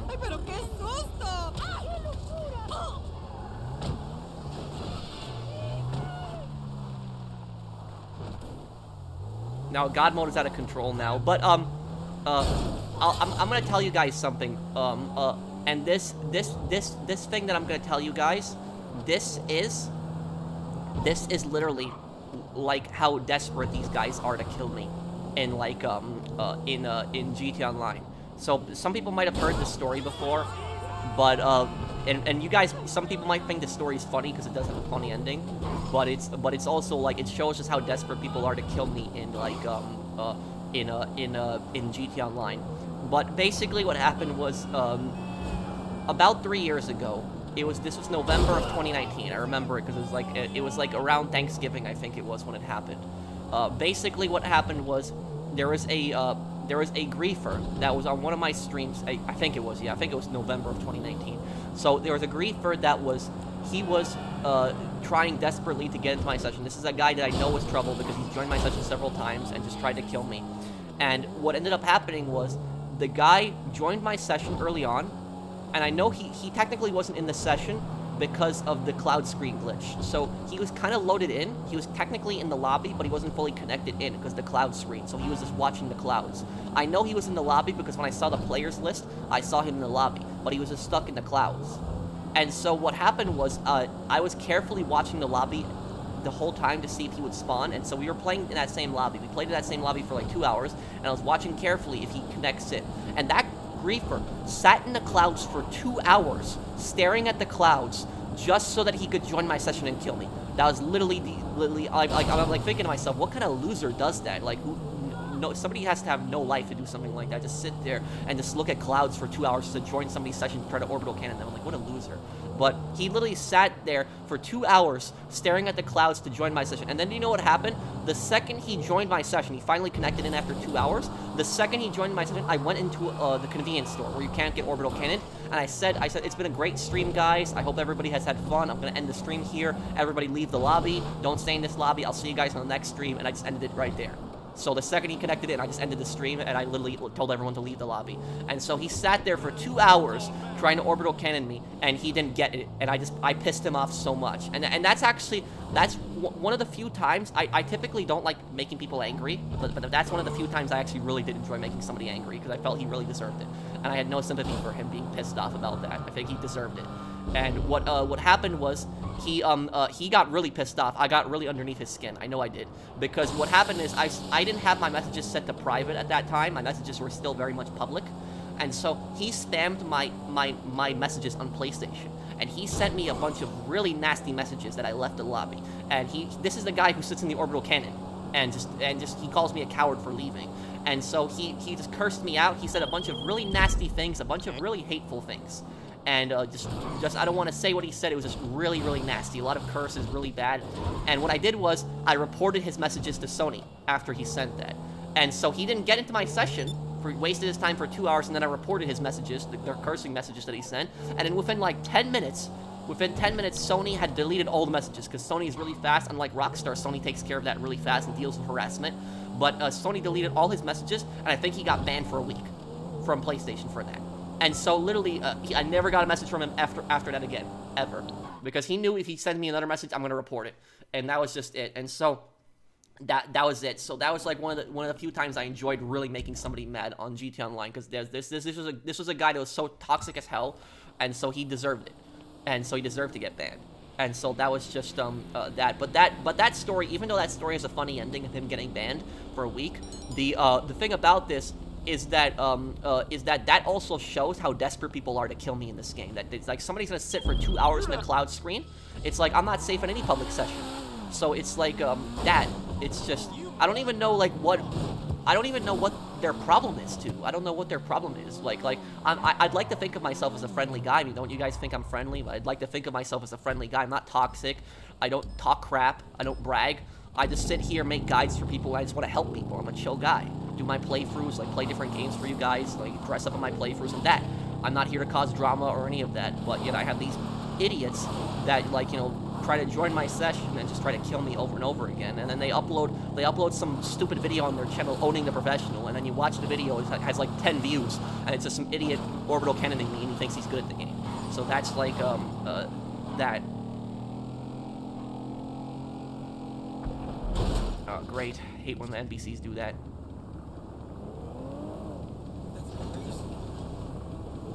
Was strong mental and racial slurs also he said. Well, he used a lot of he used a bit of racial slurs when he cursed me out in that message. So he did say a bunch of really nasty things. I had gotten, the worst message that I've ever gotten on my life, in my life, on just on PlayStation in general, or just one of the worst messages I say. I wouldn't say it's the worst one. Actually, it is one of the worst messages that I've gotten. But I've gotten death threats before on like messages on PlayStation, like people like actually threatening me in messages. But this is years ago. But the worst message that I've ever gotten that wasn't a threat was there was a guy who sent me a message on the phone in GTA Online once. And he typed a bunch of words to get around the filter, like, just filled in words, like, differently, but you know what he was saying. And he basically made an extremely racist comment towards Polish people. And it was very, very offensive. And it was just, like, for people that don't know, I'm a Polish American, and so there was just, like, it was one of the most offensive. I don't even want to, say what it was about, but I would say it was a very offensive comment towards Polish people, and it was just it was one of the worst comments that I've seen.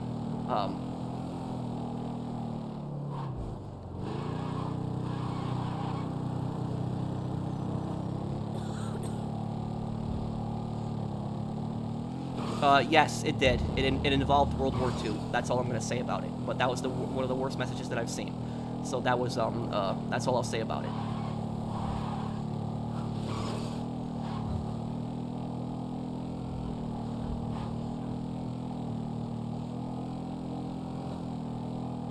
Okay, let's get over here. What?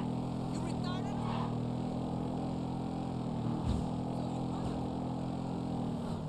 You fucker!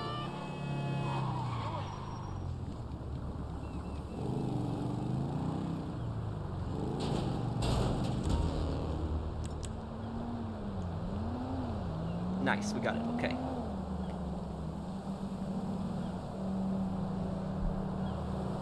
Is Wade alive? Yes, Wade is very much alive. We don't know where he is, but...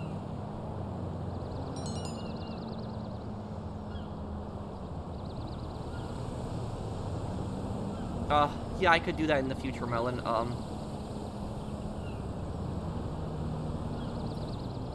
I have, $1,118,000,000. Why are toxic people increasing these days? The thing is, though, is that do you know who the vast majority of toxic people are on video games? I'm not just talking about GTA, but do you know who typically are the vast majority of toxic people?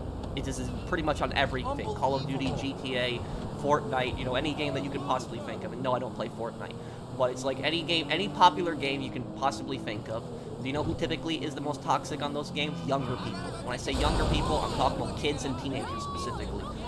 So it's mostly kids and teenagers. I'm not saying every kid and teenager is toxic, but I'm going to say the vast majority of toxic people on games are kids and teenagers. And the reason that the most toxic people on games are kids and teenagers is probably because their brains haven't fully developed. They're very immature, and so they're just, you know, they play these games and they think that it's funny to like harass people. That's pretty much what it's about. You know, I don't really see that many toxic people that are, you know, older that play games. I do see it occasionally, but I don't really see it that much. At most, I've seen it on Hell Let Loose, but that's because it's like officers that are being toxic militarily wise in that game. But it's like, you know, you have these griefers. Most of these griefers are like teenagers, so that's like, you know, they're even younger than 18, even though it's 18 to play the game. But that's why the Red Dead community is more friendly than the GTA community. That is actually the reason why.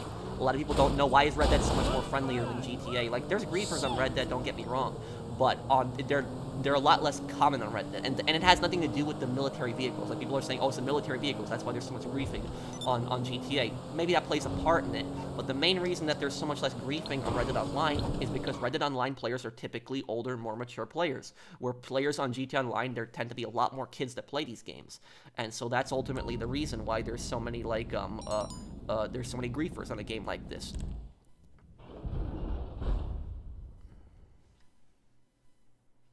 There are some kids that play GTA Online that where GTA Online is older than them, and I'm not joking when I say that. So there's like you know, there's a lot of kids and teenagers that play this game, I'm sure I'm having some kids and teenagers that are watching, you know, this stream. That's fine. I'm not saying that kids and teenagers are like toxic, but I'm just saying that the vast majority of griefers are kids and teenagers. I mean, when I was a kid, I played games like GTA, but I played Vice City when I was a kid. But it's Okay. but my point is that kids tend to be more immature, and so their brains are not fully developed, and so that is the reason why you know, they tend to be griefers in a lot of games.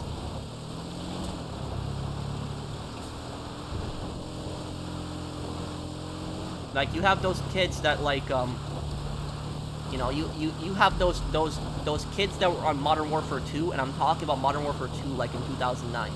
Those kids that were like on Modern Warfare 2 and talk trash, like, you know, the infamous Modern Warfare 2 trash talkers. I'm talking about the, you know, back the old Modern Warfare 2. Those kids, they're all adults today, and they're probably they probably look back on that. They probably look back on that and they're like, wow, I was an idiot when I was a kid. That's probably what they think.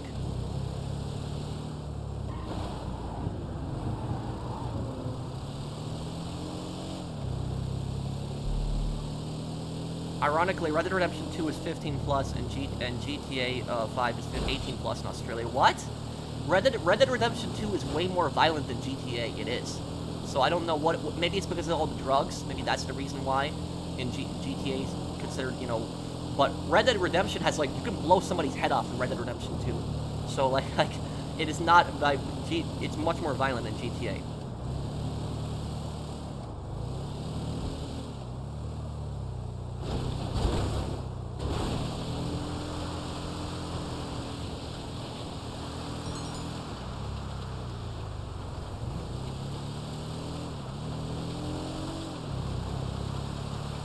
Thank you, Mario, for the super chat.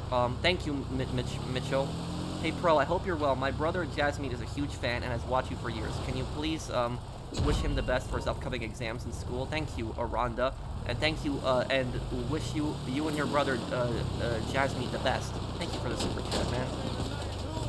Hope everything goes well in his, exams. What do you think of Yuri Gagarin?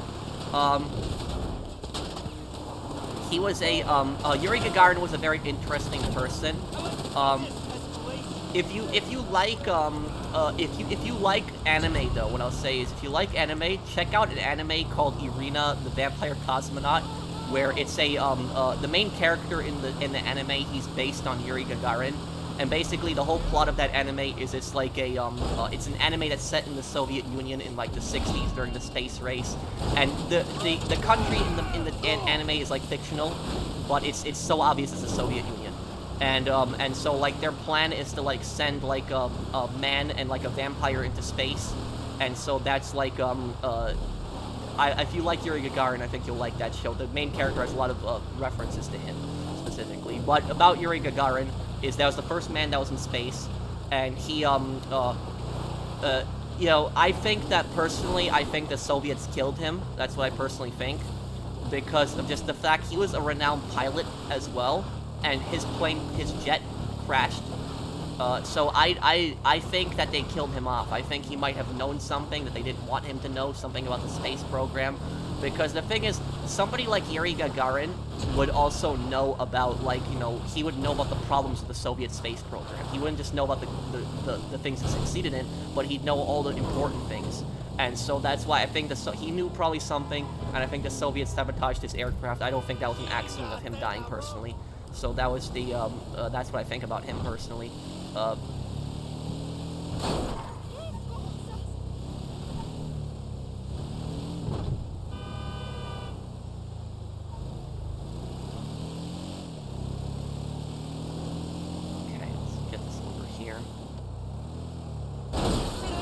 Ah, damn.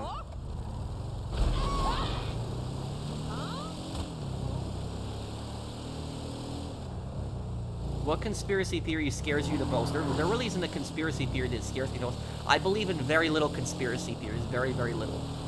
I think most conspiracy theories are nonsense, and I think they're stupid. The only conspiracies that I think have some, you know, some credibility to them is the first one is Yuri Gagarin's death. That probably was not an accident. And the second one is is JFK's assassination. I think there might have been something. I personally think there might have been something suspicious about that. But it's entirely possible it's still Oswald. Like we will never know. But like the JFK conspiracy is like one of those few conspiracies that actually does have some credible evidence to suggest otherwise. But most other conspiracies are stupid. Like, the stupidest conspiracy out there, like the dumbest one possible, is the one where people think the Earth is flat. It's the stupidest conspiracy ever. I don't know how. I honestly don't know how anybody can claim the world is flat. I don't know how. I think that's personally stupid. I think that's just, you know, that's just, for me, it's like, it's just, I don't know how I can even talk to somebody like that would just have a discussion with that. Because like that's the dumbest thing ever, because that's something that they believed in like the in like, you know, hundreds of years ago. Like, do you know, like when Christopher Columbus was like wanted to sail, you know, to find routes to India, he actually went to Italy. He went to a few Italian states, because Italy was a few states, and they told him no, and they wouldn't finance that. And the reason that do you know what they believed back then? What was out in the ocean, like really far out of Europe? They believed that the ocean was like a giant waterfall. So that's what they believed in back then in like Columbus's time. They believed that the ocean was like a giant waterfall, and they believed that eventually it would just fall over the edge. That's like everything falls over the edge. That's literally what they thought was like back then. And so like how would the Earth even be flat? Like, you know, what is the sun then if the Earth is flat? What is the moon then? Like, you know, what like. You know, the whole thing makes the whole flat Earth conspiracy just makes no sense. It's just stupid. So, you know, back hundreds of years ago, they were able to figure out that the Earth is not flat. But yet you have people still today in like 2023 with satellite imaging. You can go on Google Earth and you can see the entire Earth is like is round.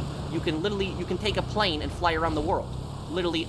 And not only that is if you if you're into like archery, for instance, if you're like an archer, or even if you do long range competition shooting, you can tell the Earth is not flat with the Coriolis effect. The Coriolis effect is basically what snipers and or sharpshooters, I should say, and archers have to take into account, and that is that when you shoot a projectile, eventually it drops.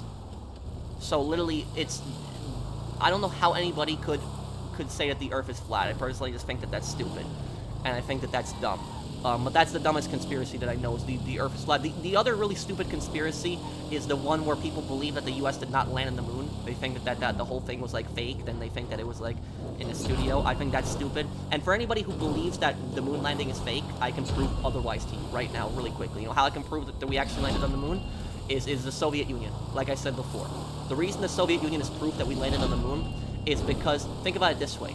The Soviet Union was America's greatest enemy during the Cold War. And literally, the Soviets had spies everywhere. The KGB had people everywhere. They had informants, spies everywhere. The Soviets had satellites that they could see into our country, too.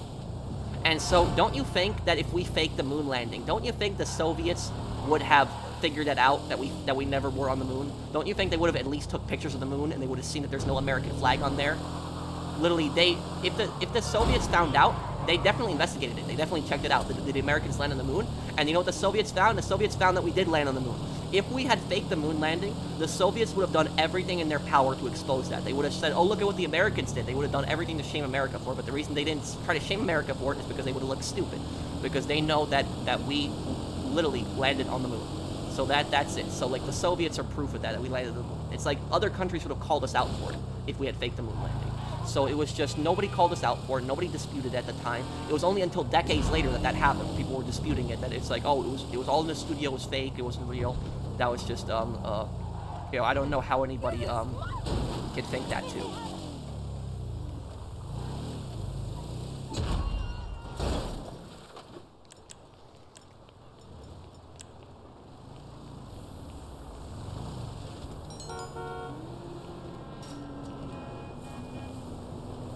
And also, another thing I'll tell you guys is this. Even if the government had, claimed that even if the government had faked the moon landing, to have a conspiracy like that, you would have to have hundreds of people involved. Hundreds. Eventually, somebody would develop a conscience, and they would try to expose it. So the government is not good at keeping secrets, despite what people think. I mean, literally, the president is such, not to get into politics, but the president is such an idiot that he keeps, classified documents in his garage. And so that's how stupid the government is. And people are going to tell me that the government is this smart that they faked the moon landing when they literally keep classified documents in their garage. So literally, the government is not good at keeping secrets, that's what I'll say. And literally, people are dumb. Well, it's like both people are dumb, actually. Last guy, too, he also had classified documents. But that's literally what I'm saying, is that the government is stupid. So it's literally, the government literally cannot keep secrets. And, people think that, the government is, has, the power for, this crazy moon landing hoax conspiracy, but it's no. So it's, let's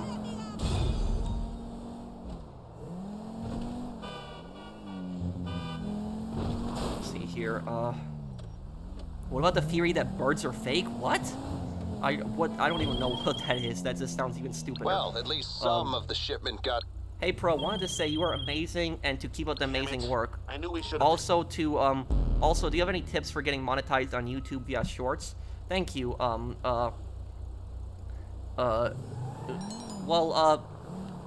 thing is, though, the best you have to get monetized, you have to have over 1,000 subscribers at a minimum, and the best chance of getting monetized is making original content. If you repost content like movies and stuff like that, the chances of you getting monetized are very slim.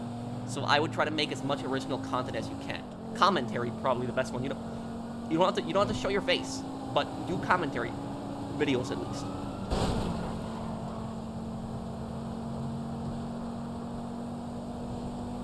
Thank you, Rip Van Winkle.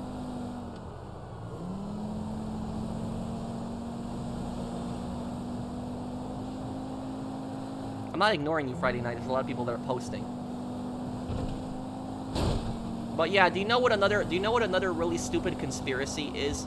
Another really stupid conspiracy is the aliens. That the aliens have like landed and they had contact with ancient civilizations. Like that they had contact with the Sumerians and they had contact with the Egyptians and the Akkadians and the Incas and the Aztecs. And like these conspiracies are like nonsense. Like a lot of times people are saying like, oh, they all have similar pyramids. Pyramids are a very popular structure worldwide. Even if people don't have contact with each other, even if they're an ocean across, you can find buildings that are very similar to each other, continents apart. So it's like just because there was pyramids in South America and there's pyramids in Africa does not mean, and the Middle East does not mean that aliens had like visited them or something like that. But people think that, and literally, do you know?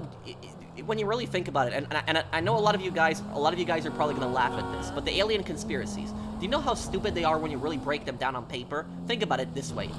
The aliens arrived, they met the Egyptians, right? Supposedly. The aliens met the Egyptians, and then after the aliens met the Egyptians, they moved a bunch of blocks together to form the pyramid, and then they just left. That's it. That's apparently the whole basis. The aliens arrived, moved a bunch of blocks together, built a pyramid, and left. That is literally the conspiracy with the aliens. That's how stupid it is. Yeah, they just came, they moved a bunch of blocks, and then they just left. That's like the whole basis of the conspiracies. It's nonsense. It's stupid. And the thing is though, people say like, oh, how did the Egyptians build those large pyramids like thousands of years ago? How did they do that? Well, I would say, how did the Incas like have running water? How did the Romans have aqueducts? How did they were advanced civilizations? And they figured it out. That's like how they built this stuff. They were very advanced civilizations for the time. And also, another dark thing about this, a really bad thing about this, you know how the Egyptians managed to build those pyramids? Also another reason? They had thousands of slaves. That's how the Egyptians managed to build those pyramids. They had thousands of slave workers around the clock. So literally, that is how they built the pyramids. And the thing is though, is that the Mayans sacrificed people. They cut out people's hearts. And so it's like this idea that if the aliens came down, they gave them those ideas to like cut out people's hearts and sacrifice people. So it's just no. So like I don't know why people think that these civilizations had like contact with aliens. It's no. And also, why did aliens visit advanced civilizations? Why don't ancient civilizations? Why don't they visit our civilization? You know that. You know why not?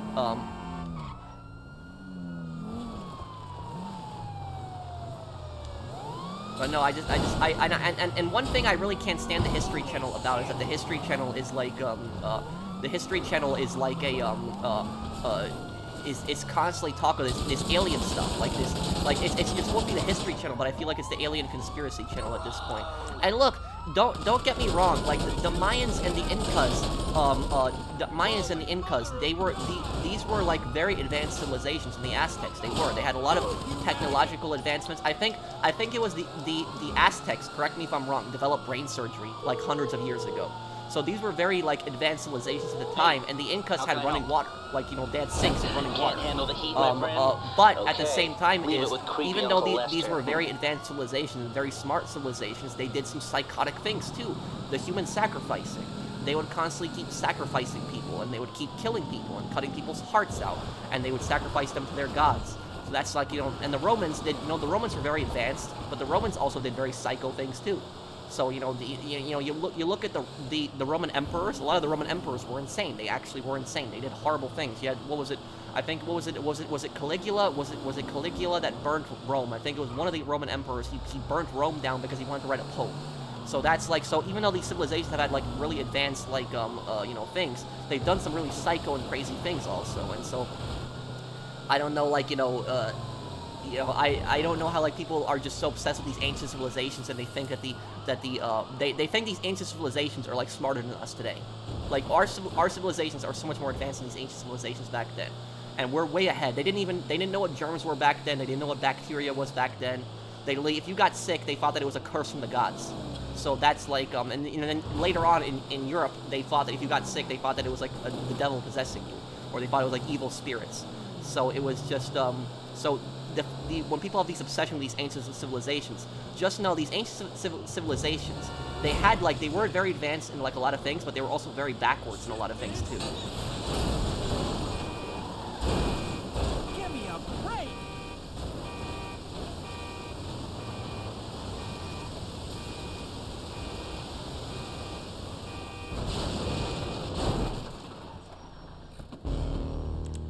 Okay, here we go. Delivered. Super chat, please read it. I'll look in one moment here. Have you seen the 2012 sci-fi movie called Chronicle? No, I haven't.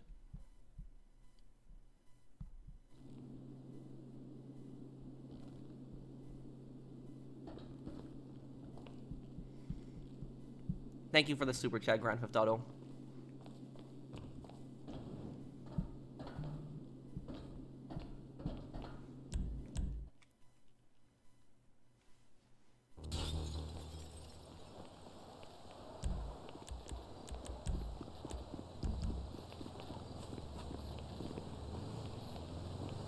I like your intelligence and that you're calm. Thank you.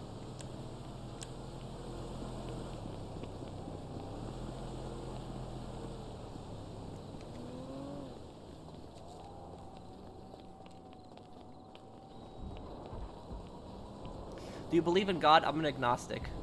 I lean more towards the believing side.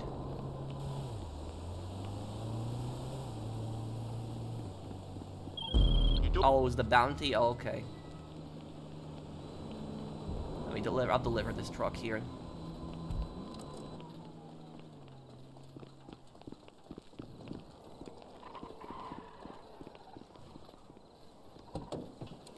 But there's also another thing. When people like admire these ancient civilizations, what I'll say about it is that people don't know the dark things about it. Like, they don't know the cruelty of the Roman Empire.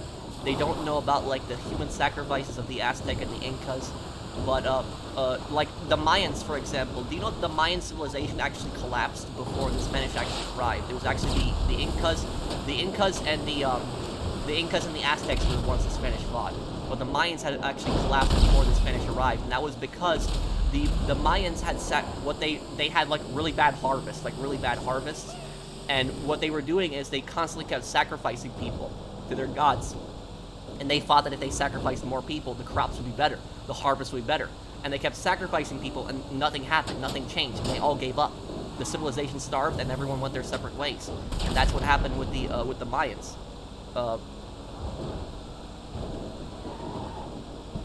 Likelihood of Red Dead Redemption 3 happening before 2030. I think probably maybe near the end of the 2020s, maybe you'll see Red Dead Redemption 3. Well, not anytime soon. But these ancient civilizations were very racist also. They were very racist and they were very sexist. They didn't give people they didn't give people equal rights. They the Egyptians, for instance, were extremely anti-Semitic. They had thousands of Jewish slaves, and that was primarily because they didn't follow the Egyptian gods. So it was and a lot of these civilizations, they treated women horribly. Like, women had virtually no rights in these civilizations, but people don't talk about that a lot. So there's some really bad things these civilizations have done, but this idea that aliens have visited them and not us today, it's just stupid.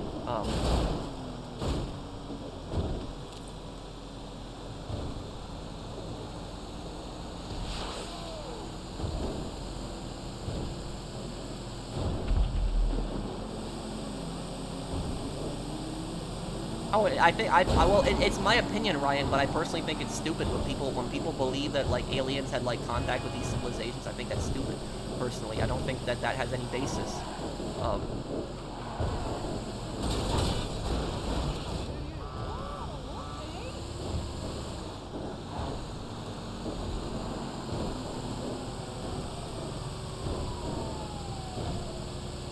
Let's get over here then.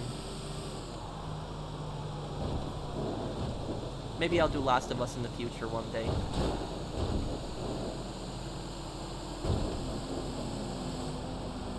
The Spartans had more progressive roles towards women.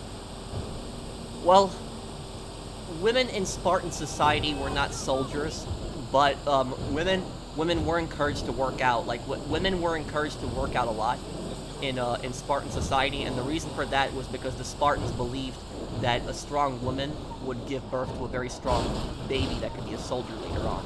That was the whole idea of that. But the Spartans, like, the thing is, though, is a lot of people see that movie 300, for example, and people admire the Spartans, and they're like, oh, the Spartans stood their ground against the the Persians. which, to be fair, the Spartans were defending themselves, the Persians were invading and trying to take their country over, their kingdom over. But what I will say about it is there's some really bad things the Spartans did that people don't generally know about. And that's like, for example, the Spartans, when they fought against the Persians, it wasn't just the 300 Spartans. There was 300 Spartans there, but there was a lot of Greeks from like other states that were helping. But the Spartans, what they would do is they would kill anybody that was not physically fit to be a soldier. So if you were born with mental disability, if you were born handicapped, they'd kill you. They would actually go to cliffs and they would just throw the babies off cliffs. That's what the Spartans did. And not only that, but the Spartans were actually the civilization, out of all the Greek city-states, because all the Greeks had slaves, but the Spartans were the ones that had the highest percentage of slaves.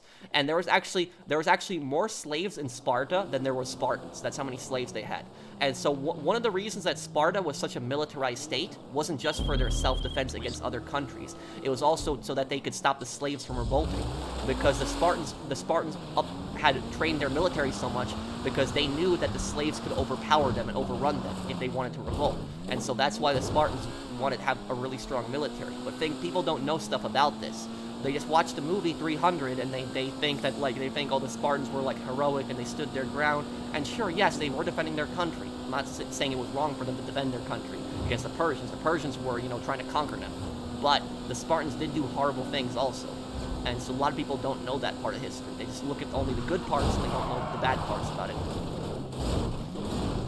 Also, one really unrealistic thing, in the movie 300, the most historically inaccurate thing in that movie is when I don't remember the character's name, but Leonidas, I know he was the Spartan king, he was a real guy.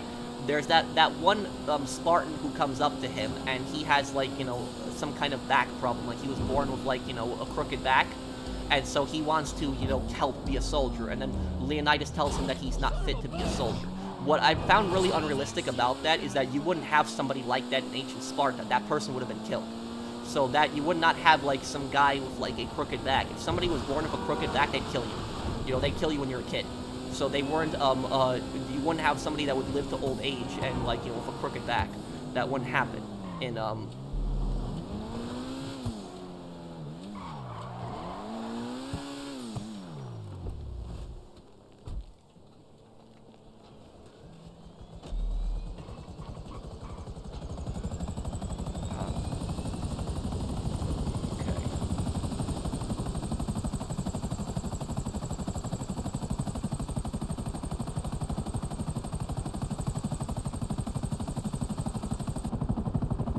What do you think happened to the lost colony of Roanoke?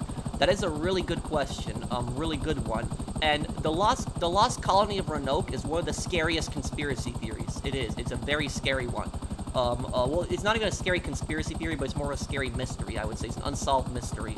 I played Hitman Freelancer. Yes, I did. Let me see. Is it ready yet? No, it's still processing for 2 more hours. Okay, but Hitman Freelancer, I'll have a video on it tomorrow. Okay, now about the lost colony of Roanoke. Now, for people who don't know what Roanoke is, you probably know what Roanoke Ridge is in Red Dead Redemption 2. Roanoke Ridge. Roanoke Ridge is actually based on the colony of Roanoke, so the place in Red Dead Redemption 2 is based on it. And so that place had a really scary event that happened. And basically, the lost colony of Roanoke, it was an English colony in America. But this was, this was like 200 years before America became a country. So it was one of the first English settlements in America. It was called the colony of Roanoke. And I don't remember how many people were there. I think it was a little bit over 100 people. But basically what happened was one guy was a captain. And so they had supplies, but they were running out of supplies. They still had supplies for I'd say at least a year. And the English captain went to Great Britain. And he came back with supplies, but he came back a year later, so he really took his time. He did a few things in England. And what happened was when the English captain came back to the colony of Roanoke, do you know what he found? The whole colony was abandoned. There was nobody there. The place was a ghost town. And there was no dead bodies, none of that. The buildings weren't ransacked. They were kind of old and grass was growing through buildings, which showed that people weren't cutting the grass and stuff like that. There was a lot of vegetation. but there was no signs of any kind of struggle or anything like that. A lot of stuff was still in the homes, so it was like a lot of stuff was still in their houses, and there was a few things missing. Like I think there was a few guns that were missing, but other than that, most of the stuff was in homes. And so to this day, it's never been figured out what happened to the Roanoke colonists. They disappeared. It's been completely. There's never any bodies found. Nothing. Nobody knows what happened to those people. The whole town, everyone disappeared in it.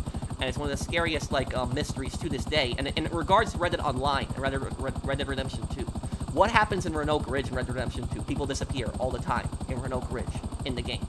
And so that's a reference to the horror of Roanoke Colony in real life. But in the game, the reason people disappear is because the Murphys are kidnapping people. That's why people are disappearing. But in real life, we don't know what the actual cause of the disappearance was. If you want to know what my personal theory on it is, what I personally think happened to the colonists, I think the colonists went to go live with the Native Americans. That's what I think happened. I think the colonists went to, like, they moved miles away, and they probably went to go live with the tribes of the Native Americans. Now, the only question is whether they went voluntarily or whether they were taken by force. That's the only question. Judging by the fact that there wasn't really that much sign of a struggle at their colony, I think they voluntarily went to go live with the Native Americans. What I think happened is, I think the colonists were desperate, and I think they were starving. And I think when the colonists came to the New World, they didn't know how to farm. They didn't know how to grow food in this new environment.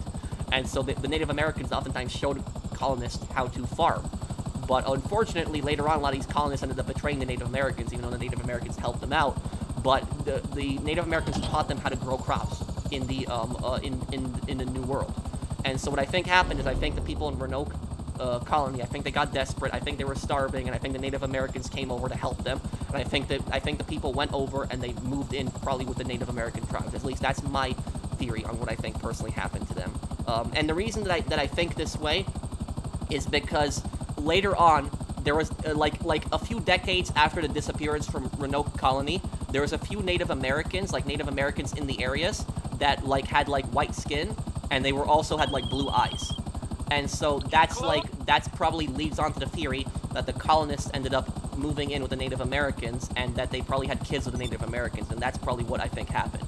But the stupidest theory regarding the Roanoke disappearance, the stupidest one, is, what is it? Aliens. That's the stupidest one. Some people believe that a big alien spaceship came and just abducted all the colonists. That's the stupidest one. I personally think it was that they went to go live with the Native Americans. That's what I think happened. It's been unsolved, but it was the stupidest conspiracy that I know isn't true is the alien abduction. That's the dumbest one. So that's yeah.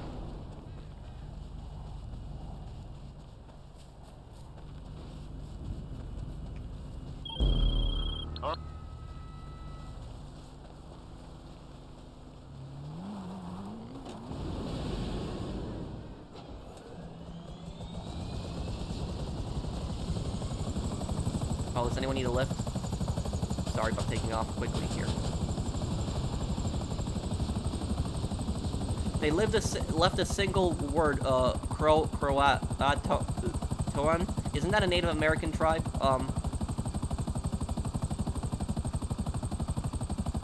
What do you think of this is Sparta scene? I don't know if that's if that actually happened.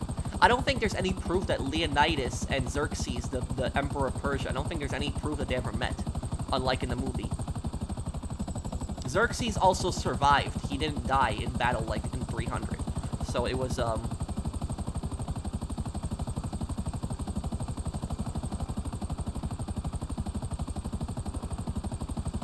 opinions on the Flannan Isle mystery? I actually don't know what that is.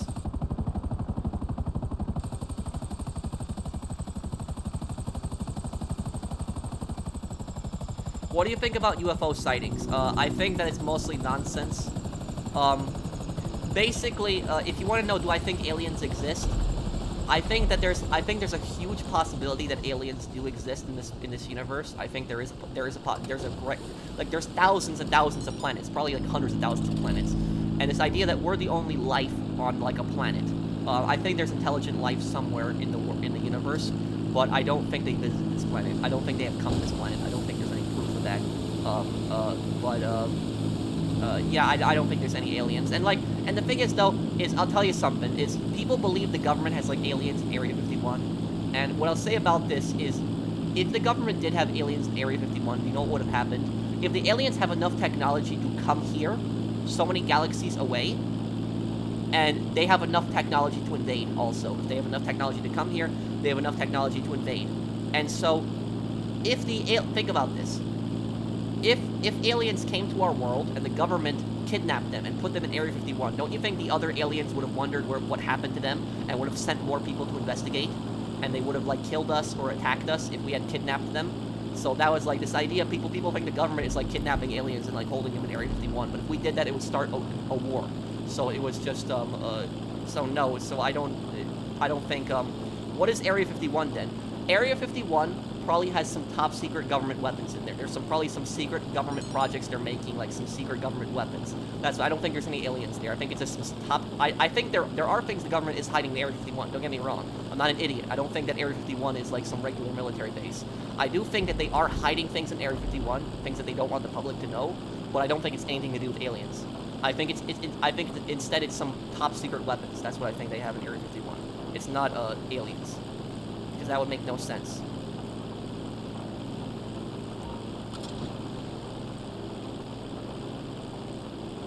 Maybe Earth doesn't have resources worth it for aliens, but it's not about the resources.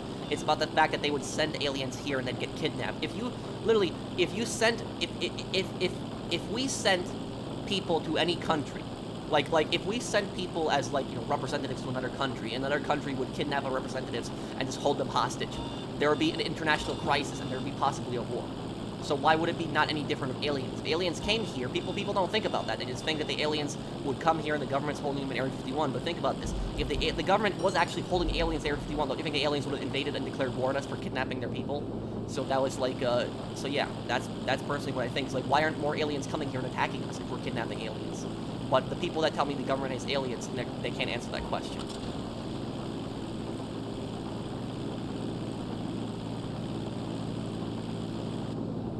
And also, this talk about aliens, what I'll say is, we might be the aliens one day. Who's to say we're not the aliens who visit another planet one day, and they see us as aliens? So that's like, so we're aliens to somebody else. So that's, I don't know about that, I don't know what that is, Mario. It sounds horrible, but I haven't heard of that event.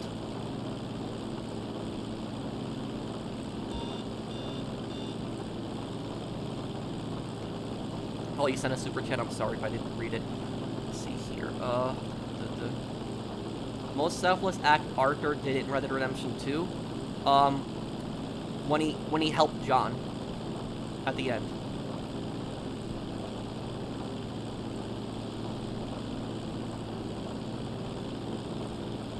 What do you think? There are parallel universes? I don't know about that stuff. I don't know.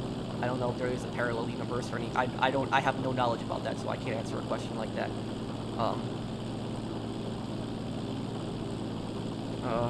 But I do really appreciate it, Jen.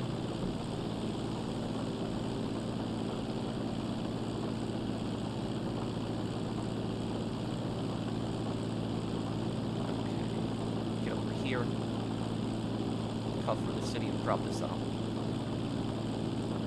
What do I think of the Roswell incident? I don't think that it was aliens. You know, people... You have to understand that in the 1950s, it's when movies started happening at that time, and so aliens started becoming a thing in those movies. And so people like see something in the air, and it's an unknown flying object, and they think, oh, it's aliens, it's gotta be aliens. Because the thing is, UFO doesn't always mean aliens. Like, you know, the Chinese balloon that was in our airspace was technically a UFO. We didn't know what it was. It was an unknown flying object at first until we identified it as a Chinese spy balloon.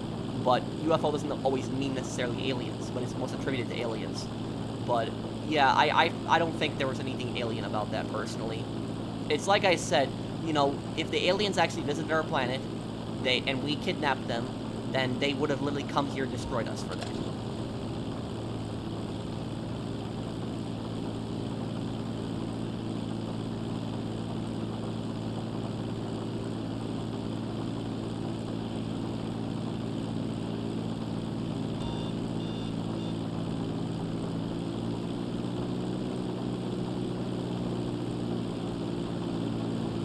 Hi, Steve. Thank you for sponsoring my channel again. out of all the law cases that you've ever read about, what is the worst one?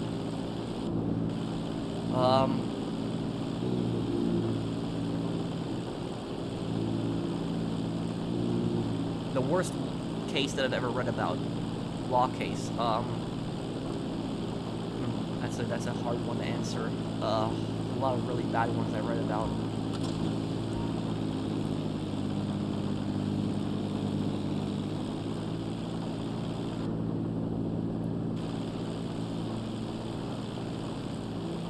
There was this one case, which I talked about this one on the stream before, but there was this one case where this was in the 70s or the early 80s, where a dad had taken his kids, his daughter and his son, trick-or-treating. Some people might have heard me tell this before. This is a real thing that happened. One of the worst cases that I've read about. But basically, what happened was that dad took the daughter and son for trick-or-treating. But what happened was son gets sick later on, wakes his parents up. Son has a massive fever. Son gets taken to the hospital and he dies shortly afterwards. And he found out he ingested poison. I don't remember what poison it was, but he was poisoned, and the poison was in the candy. Now, what happened was later the detectives found out that more of the candy was poisoned. The daughter didn't eat any of the poison candy, only the son did. The daughter was also a target. So the other girl was also a target. The son tragically died, but the daughter survived. Now, who did this? The dad took the police to the last house that he was at, and he said, this guy is suspicious here, and he thinks he did it. Now, the house that the dad took the detectives to was owned by this one guy in the neighborhood, and the one guy in the neighborhood, people didn't like him. He was just like a not friendly guy, not a nice guy. He kept to himself most of the time. He wasn't a nice guy, but he did give the kids candy on Halloween. And so, you see where this is going now. Now, what happened later on was, it wasn't the guy. It wasn't a rude guy. And this is why, just because somebody's rude doesn't mean that they did it. And the rude guy was the dad was the one who did it. The father did. The father tried to poison his kids. And he took them trick-or-treating to try to blame that guy. Now, why did the dad do this? Why did the dad try to kill his kids? He killed his son, he tried to kill his daughter. The reason the dad did this was because the dad took a life insurance policy out on his kids, which you almost never hear about that. You never hear about somebody taking life insurance on kids, usually some older people. But he took a life insurance policy out on his daughter and his son 1 week before he killed his son. And, you know, and the thing is, these criminals are so stupid, they think that the police don't investigate stuff like that. One of the things that police look at, the first thing once somebody dies, is they look at life insurance, and they look at who's the beneficiary of that life insurance. And they look, if criminals take life insurance policies out on somebody like a few days before they kill them, and then they think the police aren't going to suspect them, but the police looked at that, and the police caught that on really quickly. It's like, nobody takes life insurance policies out on kids. That just made no sense. And so he took a life insurance, he tried to kill both his kids. And he tried to blame it on the rude guy. And he thought that people would agree with him, because nobody in the town liked that guy. But that guy was innocent. He didn't do anything. He was rude. That was his only crime, but he wasn't a bad guy. He wasn't an evil person. He didn't kill anybody. But literally, he tried to blame it on that guy. He thought it'd be easy to blame him because nobody in the town liked him. So he had this whole planned out. But he got caught. And what happened was, the story gets crazy. Hey, what's because going on? And when the I town take it found this out isn't that the purely dad a social poisoned his call. son, Of course not. You're in what trouble and you need my the help. town, No an problem. angry mob formed in the town, like an angry mob. And if they caught this dad, they would have killed him. Like, there was like an angry mob that was out for blood. That, like, this was like a close community where everybody was close together to each other. And, you know, they found out that, like, a dad poisoned his, like, son. This mob of people was out for blood. And so what happened was, the cops that actually had to protect the dad murderer, before his trial, because they didn't protect him before his trial, the mob of people would have killed him. And so how crazy is that be? Imagine that you're the cop and you're protecting like a child murderer. Imagine that's like, but basically, even though the cops were protecting a child murderer, they had to do that because you have to have an orderly system. You have to have like a system that's based on law and order. You can't have mob justice. You can't have like something like a French Revolution where it's like mob justice. It has everything. There has to be a process for everything. And so the guy was evil. You know, he deserves to rot in prison. But you know, you can't just let the mob just have their way. You can't like, you know, let stuff like that happen. So that's why the police had to protect him. Yes, he was an evil bastard. Excuse my language. But you know, you have to have a proper process. That's why the police, unfortunately, had to protect him. But I can understand why people in the town were pissed off. I understand why people, you know, they wanted to hurt this guy. But we have to have a proper process. However, though, the good news is the dad got exactly what he deserved in the end. And do you know what the dad got? The dad didn't get life in prison. He got the death penalty. That's what the dad got. And I think he got executed because this was in like the 70s or the 80s when this happened. So this is a few decades that passed. So I think the dad's been executed by now. But he got exactly what he deserved in the end. So that was like, and for people wondering, the mom had no idea about this. The mom had no part in this. It was just the dad who did this all and trying to get life insurance policy on his kids. So that's like probably the worst case that I've read about. People that want to know, like, because any kind of murder is horrific, and it is. But the fact that a father can try to poison his kids, his little kids, and then tries to take life, that has to be a really evil person, like a really evil, cold-blooded person who do something like that. That person's not human. It's just that's a monster. That's what that is. And that dad, you know, he got what he deserved in the end. Like I when it comes to the death penalty, I'm kind of like neutral. I kind of understand both sides. But if the death penalty was made for somebody, it was made for somebody like that guy. He fits that perfectly for that. So that was like so yeah, so that's like that's the worst case I've read about personally. It was and the thing is that's the thing is that anybody can be a killer. Anybody can. People don't realize this, but anybody can be a killer. That's like one of the scariest things that my professor told me about, because I for people wondering, I finished school in law enforcement technology. I got a bachelor's in that. I eventually wanted to be a detective, possibly a prosecutor one day, but I ended up being successful on YouTube, so that's what I did. But one of the scariest things my professor said, who was a detective, and I said this in my Floyd Endeavor video also, but it was that I said that he said, and I repeated what he said. He said that anybody, every single person on this planet has potential to kill. Every person on this planet has the potential to be a killer. Everybody, as my professor said. But he said that not everybody's going to be a killer, but everybody has the potential to be a killer. And that's the scary thing, is anybody can be a murderer. Anybody.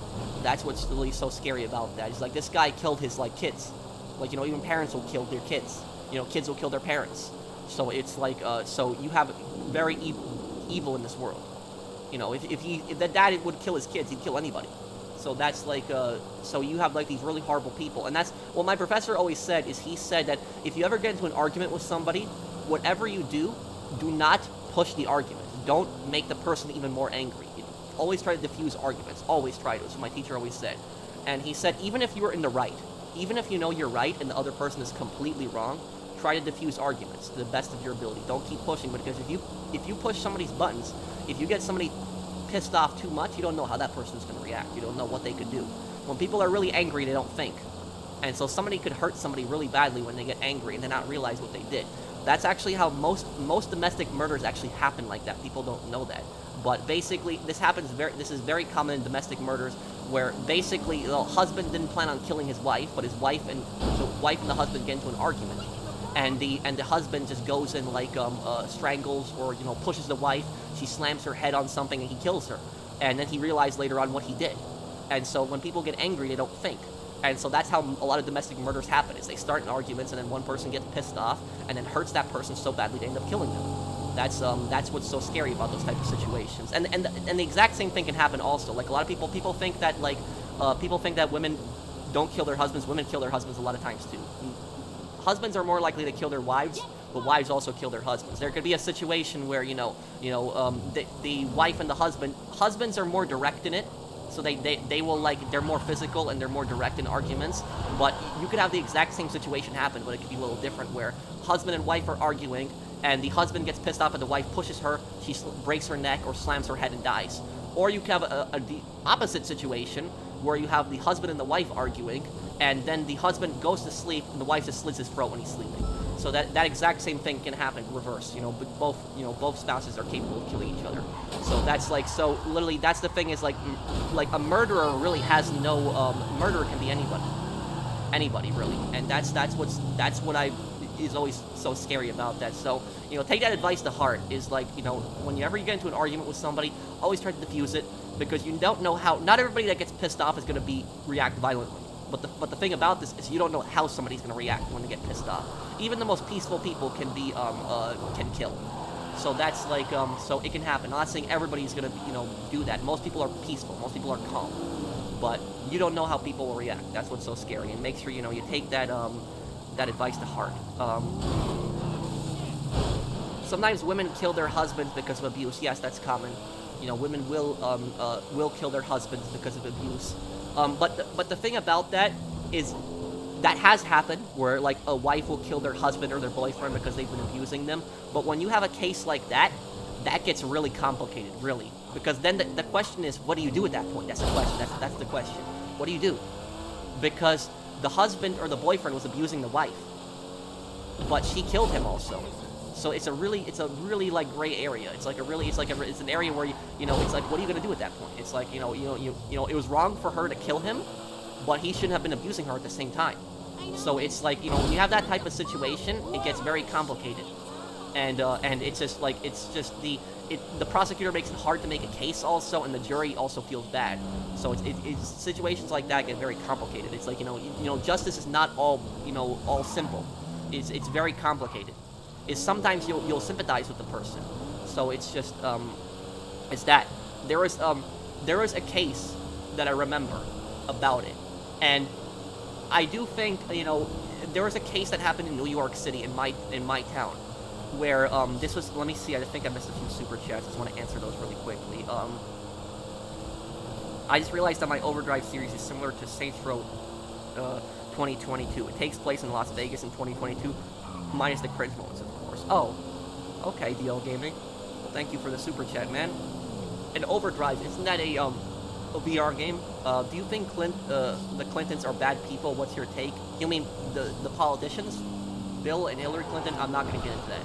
I don't talk politics. I'm sorry, I don't talk modern politics. Besides, this is a gaming channel, and I stay away from politics, Black Eagle.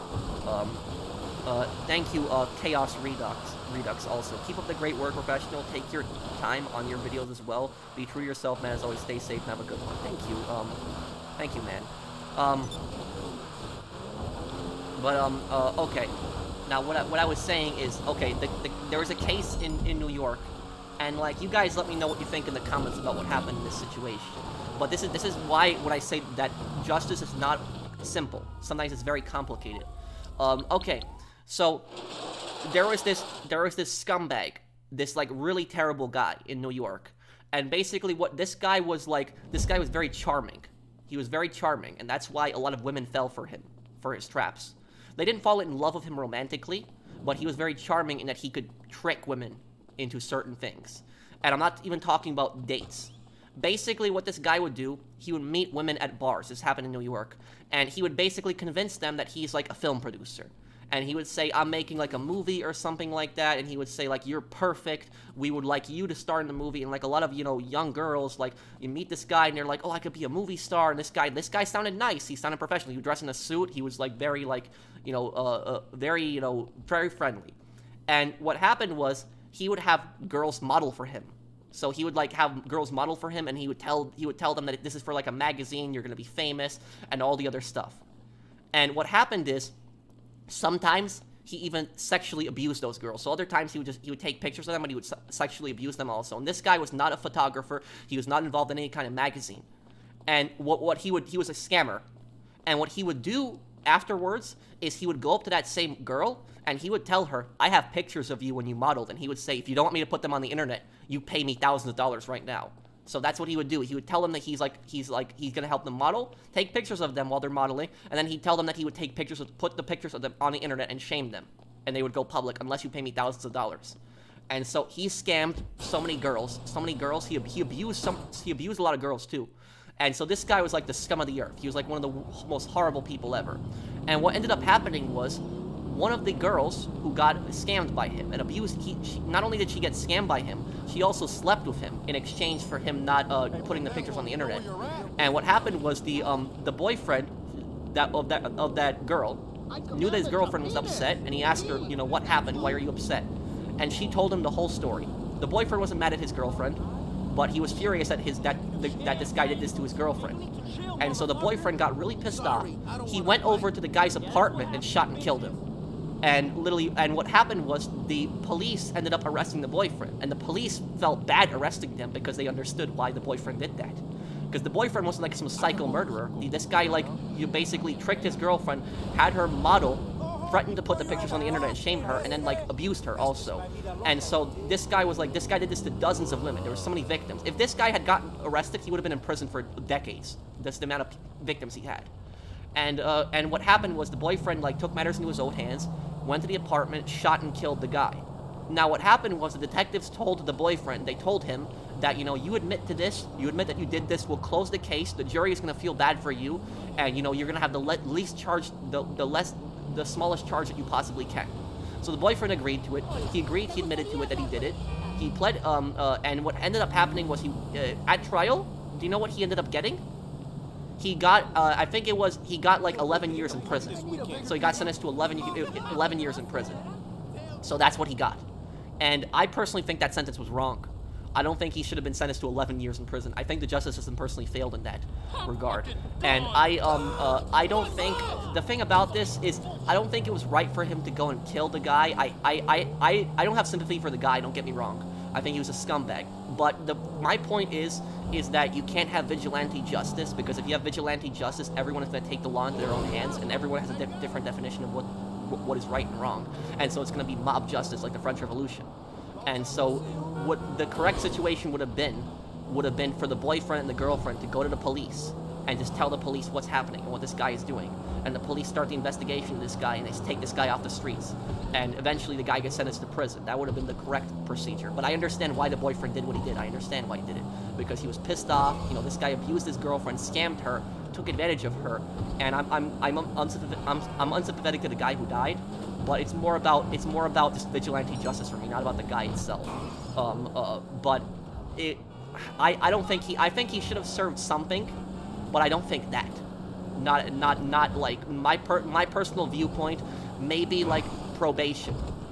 That's what it should have been. Maybe probation with like community service, something like that. You know, not like there has to be a punishment because he killed somebody, but it's hard. You gotta figure out, well, you know, what do you do? What do you do in a situation like that? Because if you don't do anything, then it basically says that anybody can kill anybody if they're like a scammer or something, and then it's gonna be like a never-ending cycle of vigilante justice. So that's the point that I'm getting at. I think there should have been some kind of punishment, community service, probation, something. But I don't think 11 years. I think 11 years is too much, and I don't think the guy deserved it. He wasn't a bad guy. He did kill somebody, but he wasn't evil. He wasn't even a bad person. He was just this guy, and also, when he killed that guy, as messed up as it sounds, when he killed him, that guy wasn't able to hurt anybody else anymore. So even though I'm sorry that sounds kind of messed up, but it was the guy was evil, the guy that he killed. So he was a really bad person. He hurt so many women, but it's wrong that he killed him. So, you know, he shouldn't have done that. They should have just gone to the police, and the guy wouldn't have served 11 years in prison. But that's where you have that gray area where you have law enforcement, because not everything is simple. You don't have some case of some evil murderer that's going around and killing people. Sometimes it's more complicated than that. Sometimes the victim was a really bad person, and sometimes the killer that killed him for something that he was doing that was really bad. So, you know, when you have a situation like that, what do you do? I can imagine the detectives had a really hard time with that. They probably had a really hard time with that case. They knew they had to follow the law. They had to do what their job tells them to do. But I can imagine the detectives had a really hard time arresting that boyfriend. So, and also, you know, those detectives probably were thinking they would have done the same thing, you know, if they were the boyfriend. So that was the, so that was that. So that's the thing is, like, you know, what do you do in that type of situation? You don't know. So that's why justice is like a very complicated thing. But, you know, you can't have, you know, vigilante justice, because if you have vigilante justice, you know, what society is going to completely fall apart, and you're not going to have any law and order. And you're going to have, like, if you allow all kinds of vigilante justice, you're going to have, like, the French Revolution. Because during the French Revolution, like, people took the law into their own hands, and you had, like, mobs of people that would go to, like, rich people's houses and just cut their heads off. That's, like, what happened during the French Revolution. And the people that they killed were guilty. Like, the people that they killed during the French Revolution, most of them were guilty. But there has to be a proper trial and the proper process. You can't have just a mob of people breaking into somebody's house and killing them. So there's like you know, there has to be a proper process, personally, because then society just falls into complete chaos if you don't. That's just my personal viewpoint on it. But that was probably the most complicated case I read about, because it was like, you don't know what you know, what do you do? What do you do in a case like that?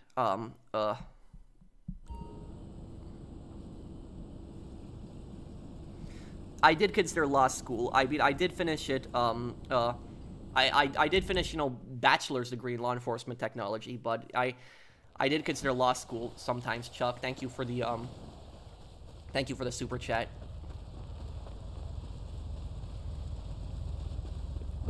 There was a I remember that basically I remember my teacher, he sent an email out once when I was in college, and the email wasn't an assignment. It wasn't. It was just like an article that you could read just on your own time. And the article that he sent, he in that article he asked what was it? He asked people what they thought of this article, and the article said that like New York State is considering, it was like I don't know if the law ever went through, but like New York State was considering doing 15 years for like parole for anybody. So basically New York State was considering abolishing life without parole, and they were gonna be doing it that if you serve 15 years in prison, no matter what you do, so even if you kill like 10 people, if you serve 15 years in prison, you're eligible for parole. Doesn't mean you're gonna get out, but it means that you're eligible to go to a parole board, and you're eligible to like, if they deem you reformed, they could release you. And I am completely against something like that, completely against it, because the way that I see it personally is that if you kill somebody in cold-blooded murder, and I'm not talking about what the boyfriend did, because the boyfriend, it was technically a murder, technically what the boyfriend did, because he planned it out and killed him, but I wouldn't say there was a cold-blooded murder, because this guy was doing something bad to his girlfriend. But I'm talking about cold-blooded murders. I'm talking about somebody robs somebody, kills somebody, somebody's abusing somebody, kills like somebody that has no remorse, kills an completely innocent person. If you killed like a completely innocent person, my personal perspective on that is they should never get out of prison. They should be life in prison forever. If you kill somebody, an innocent person, completely cold-blooded, a murderer should never get out. That's my personal view on it. Okay, I'm not talking about the boyfriend in this regard. I'm talking about the like general, like a mobster, for instance, that kills somebody in cold blood. That's like a perfect example. And so if you kill somebody in cold blood, I don't think you should ever be allowed into prison. That's my viewpoint on it.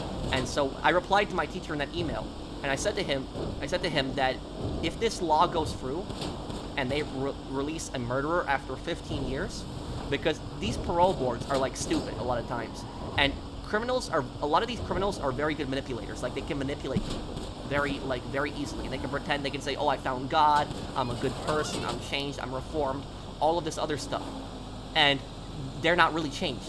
They're not. They're still the same bad people, but they're only doing that as an act, just so the parole board feels bad for them, says, oh, this guy's changed, maybe he'll be a reformed citizen, but he hasn't changed. He's only doing that just so he can get out of prison. And that's why I personally think parole boards should be made up of professional law enforcement, but also it should be made up of psychologists. So, because a lot of psychologists are really good at their jobs, that they're able to see through people, and they're able to tell whether people are truly sincere or not, if they've changed or not. Because I believe in second chances, but not for murderers.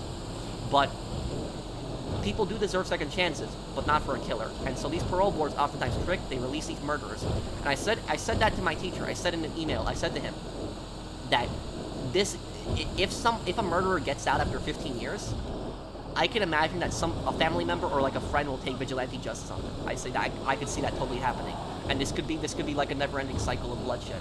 That's why I replied that to my teacher, and my teacher actually went to the class like the next day, and he said, out of all the people that I sent this article to, has anybody actually read it? And then he said he's like, Patrick is the only one who actually replied to me on it. But because it wasn't an assignment, so people didn't think that they had. I don't know if he was trying to shame the class or not, but he just said I was the only one who actually replied to him on it. But basically, the class thought that it was like they thought it wasn't an assignment, and so they didn't bother reading the article. But I read the whole thing, and my teacher said that I had a very valid point. And but imagine how that is. Imagine that some guy, some scumbag, kills your family member or your best friend, and they kill them in such a horrible way. And then that person serves 15 years in prison, and the parole board is like, oh, he's a changed person, and that person gets out of prison. I can imagine that a family member or a friend will take vengeance on that person and kill that person when they get out of prison. I'm not saying it's going to happen in every situation, but I could totally see that happening, that if somebody kills somebody's son or daughter, and then they get out of 15 years in prison, I can imagine the parent will go crazy, and it's just parental instincts. And they'll kill that person when they get out of prison. I can see that happening. So that's why don't release murderers from prison. Keep them in prison for the rest of their life, because I can see family members taking the law into their own hands. And if the courts are failing, if the parents, if the victim's family feels that the justice system has failed, they'll take justice into their own hands, and that's a really bad thing. That's very bad. So that's like, so that's why I personally think the justice system cannot fail. When you have a murderer, make sure you punish them and you send them to prison that they can't ever get out and they can never hurt anybody again. Otherwise, people are going to take the law into their own hands, and it's going to be a never-ending cycle of bloodshed.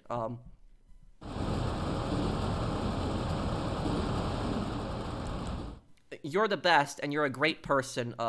Just wanted to support the channel. Keep up the good work too. Thank you, Matt. Thanks for the super chat. And thank you, Lamar Drake. Good to see you on here. How has 2023 been treating you? It's been good, Lamar. How are you, man? Thank you for the super chat.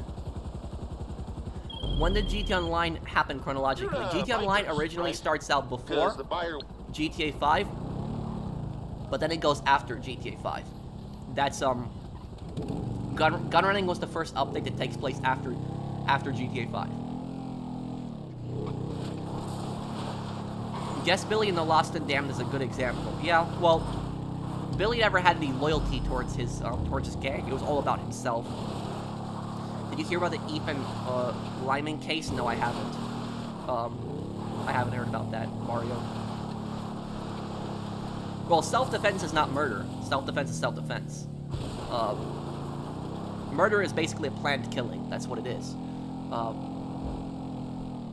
I played Hitman Freelancer. I'll have a video on it tomorrow. But do you guys, when we're speaking of ancient civilizations, do you guys know what civilization actually allowed vigilante justice? There was actually one civilization that allowed it.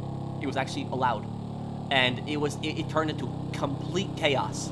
It was complete and utter chaos. And the civilization almost collapsed because of it.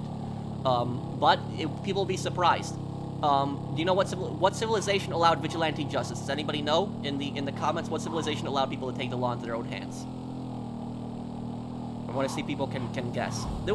The French were the most modern civilization, the most modern one that allowed vigilante justice during the French Revolution. People took justice in their own hands. But I'm talking ancient one that allowed vigilante justice. People are close.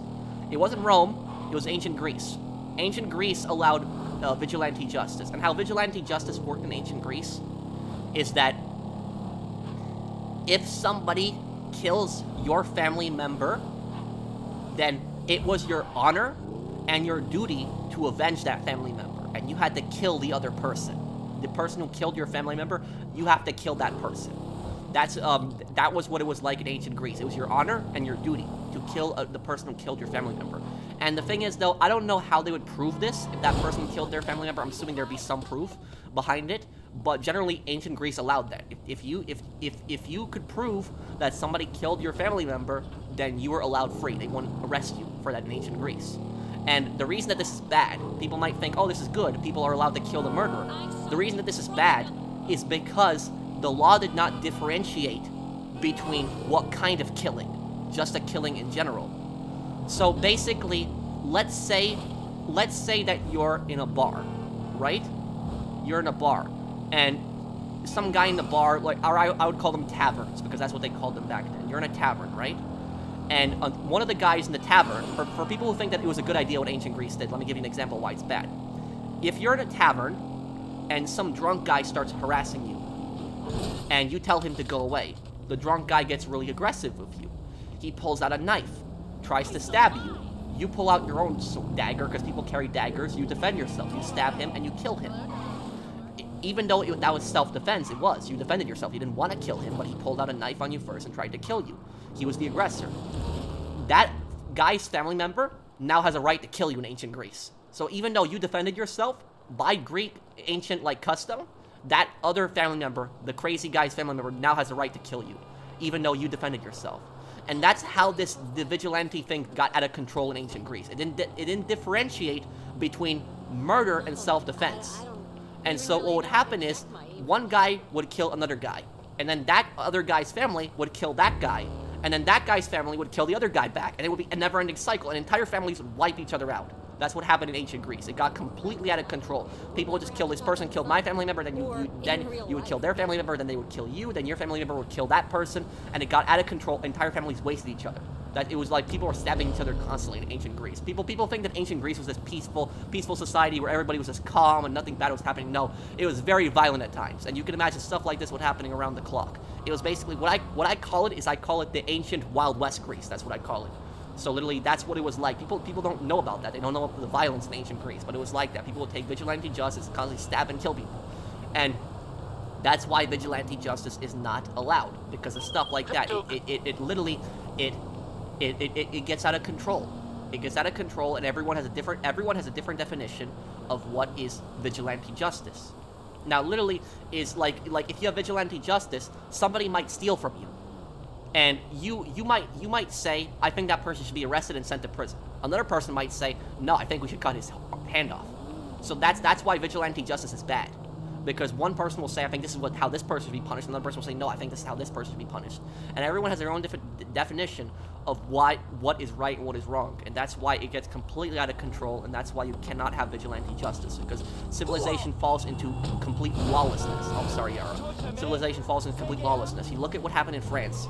France is the perfect example, the most modern country that allowed vigilante justice. During the French Revolution, peasants would go into like aristocrats' homes and just ransack the home and just cut their heads off. That's what happened, and the French government did nothing about this. They didn't prosecute the peasants. They actually encouraged it. They encouraged the violence.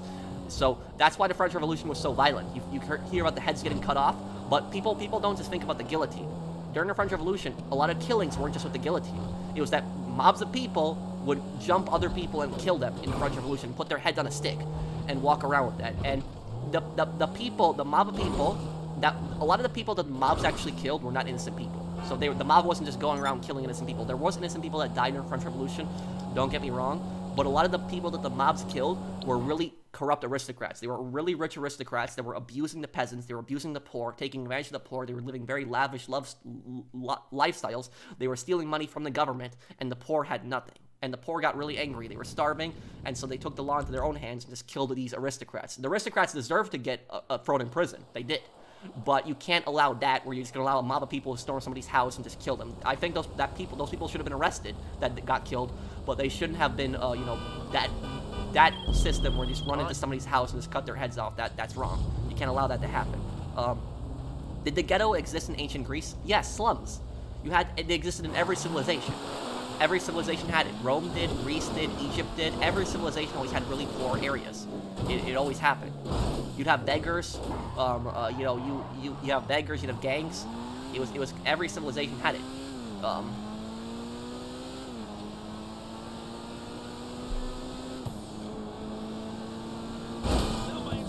Maybe I'll do a GT Online timeline one, and this will be probably my last sale.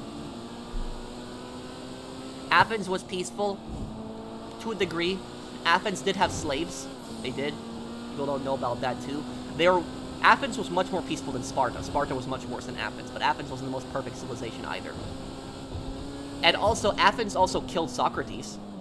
Socrates was like, they killed him for having a different opinion. So that was,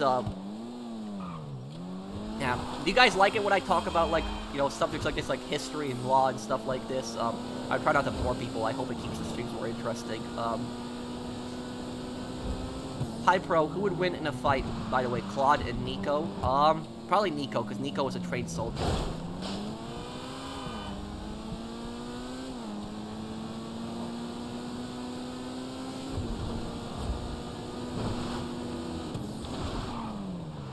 Hey Pro, didn't they end up killing Maximilien Robespierre? Yes. Robespierre became, ironically, a victim of his own violence. He got executed just the way he executed a lot of people. Here's the thing about Robespierre is a very complicated person in history. Robespierre is not what, I don't think Robespierre was an evil person, but he was not a good person either. I think that he was I think Robespierre was a good person at one point. I think at one point he was a good person. I think he was. But I think he went crazy. He became crazy over time, and the paranoia just got to him, and he basically thought there was this giant conspiracy out to get him in the revolution, and so he just started the Reign of Terror. Like, if you want to know how much Robespierre changed, Robespierre was against the death penalty at one point. He was. He thought the death penalty was wrong. And then he later changed his mind and supported the Reign of Terror. Robespierre also abolished slavery. He did. So he abolished slavery. He supported equality under the law. He helped peasants get out of poverty. He supported equal rights for the poor. So Robespierre did do good things. People just remember him just for the horrible things he did, which he should be remembered for that. But earlier, when he wasn't crazy, when Robespierre wasn't crazy, he did do good things when he wasn't crazy. But unfortunately, he became crazy and he became a bad person. And if you want to know, did he deserve it? Yeah, he did. He deserved to get killed in the end. He brought it on himself. All the violence he caused. But if Robespierre hadn't killed anybody, he would have been like one of the greatest heroes in like the Enlightenment time, definitely. So it was that, but unfortunately, because he did such horrible things, it was just.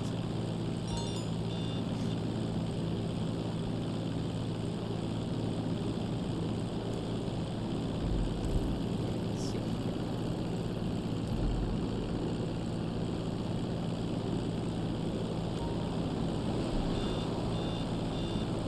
Have you seen the Flight, have you seen Flight reacting to Darman? That's the best thing to watch when you're in a bad mood because his reactions are hilarious. No, I haven't seen it. I've seen Darman's videos where he does those skits, but I don't know the other guy, Minded Eagle. Thank you for the super chat.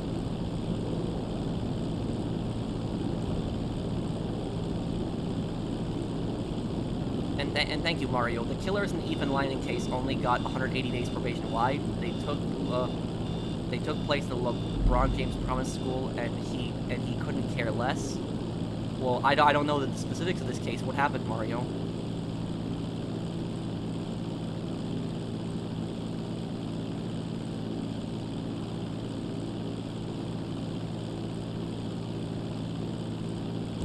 Yeah, I'll do 100% one day on GTA 5.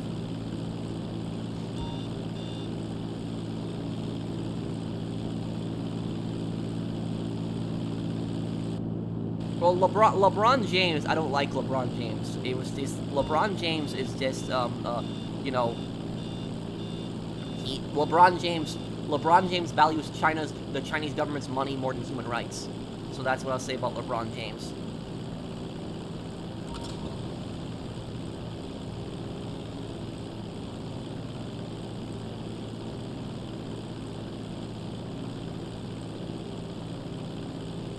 Mole, there's a lot of comments that are coming up. I'm sorry if I didn't read your comment, but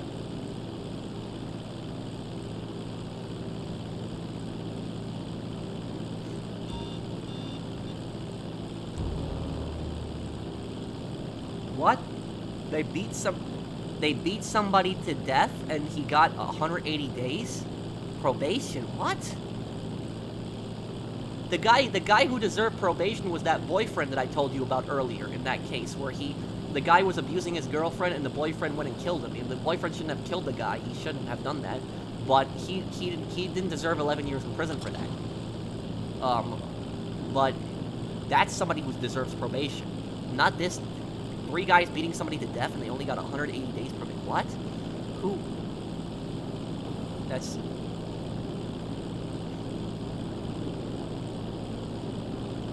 How much social credit do you think you have? Probably, I probably have like a negative 1 billion social credit.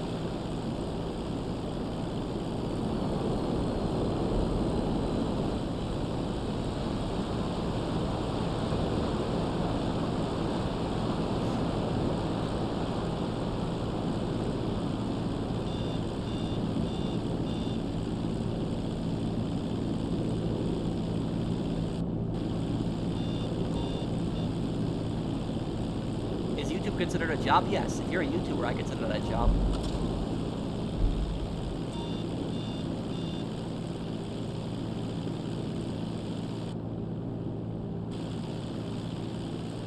Do you think AJ was right to try to kill Junior in The Sopranos? No. That was just a stupid thing that he did. He's lucky he didn't hurt him, because he could have actually faced serious jail time for that.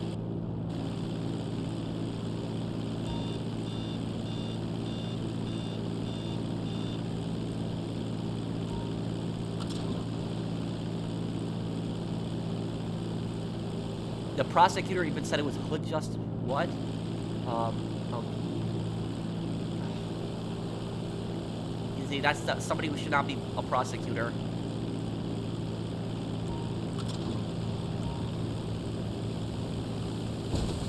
Bro, what would you change about the Drug Wars DLC? Great question, Chuck. What I would change about the Drug Wars DLC? Well, first thing I'd do is remove the taxi business. I think we could agree on that, because to stop the COD mode. What I would do? I would like to see the MC businesses updated. I would like to see some kind of link to the MC businesses specifically with the Drug Wars. You should create a separate YouTube channel for criminal justice documentary because you're good at it. Thank you. Thank you, man. I don't know. I like to focus mostly on games and just, you know, chill here. Because these stories, I do like talking about these stories sometimes, but they also, you know, they're also very depressing. Like, you know, some of these cases, and they're just really depressing, and they, like, you know, just thinking about these, like, evil people and stuff like that.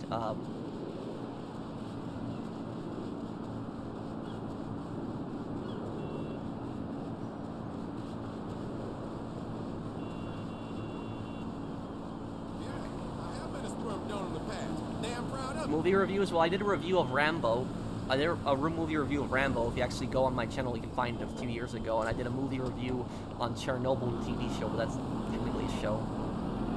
Where do you find these stories? I read about the cases, and I also watched documentaries on them. I studied some of them in school also.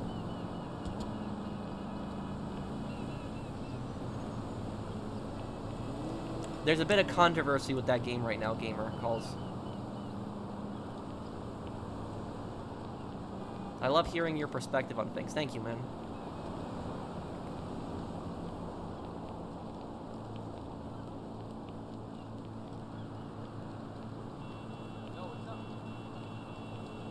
What was the worst time period to live in history? Yeah, man, I can't wait to go on vacation and hit up some of those Mexican honeys.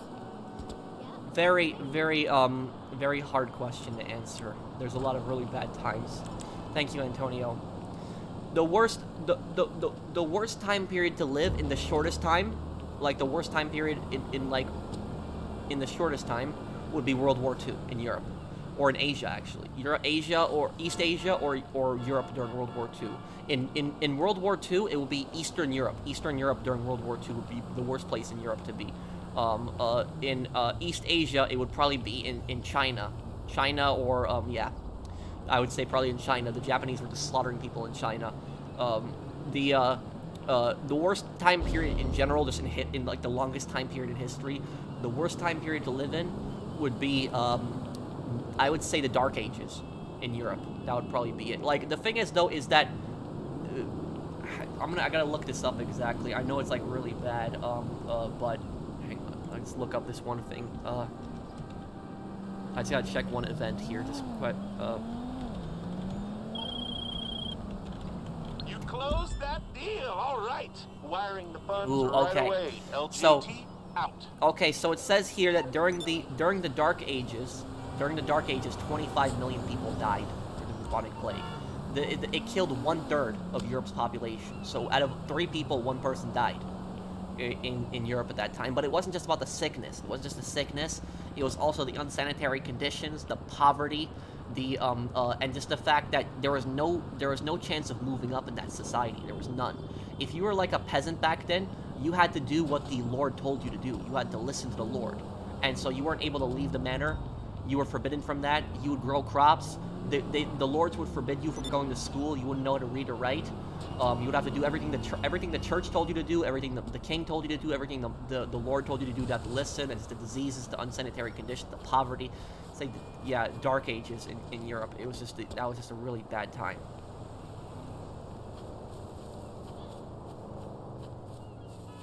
If you want to know what the worst time period in American history to live in would be, a lot of people actually think it's the Great Depression, which is the worst time period to live in American history, but it's actually not the Great Depression. You know what the worst time period to live in American history would be? It was the Civil War. The Civil War was the worst time period in American history. People don't realize how destructive the Civil War was.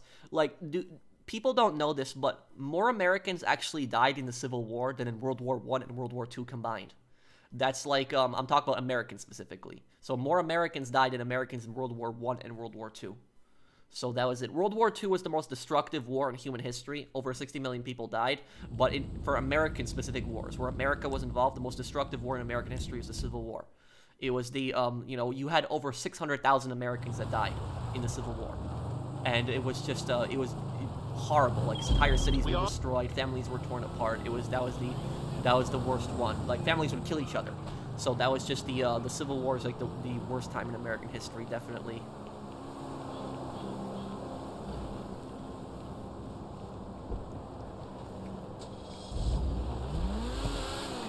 Right there, this will be my last sale then. I know I said on the other one, but this will be my official last sale.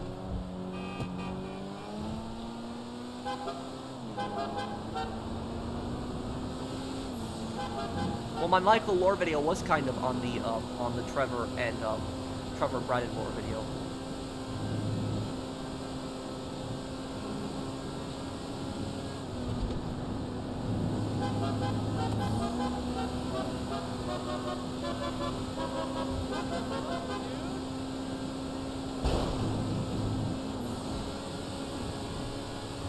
Saints Row 2 I haven't played in a few weeks, but I'm down to play it again. When am I gonna do a stream around 1 a.m.? I don't know if I'll do another one like that. I might consider it, but I missed the super chat. I apologize. Do I like Marvel? Not talk about new ones. Not really. I don't like, superhero stuff. I did like the old Spider-Man movies, the old ones. I liked them, but not like, yeah, not the Not. I don't like the new Marvel movies. I don't. I'm just not into superhero stuff personally. Nothing against Tom Holland or the new ones. I'm just not into them.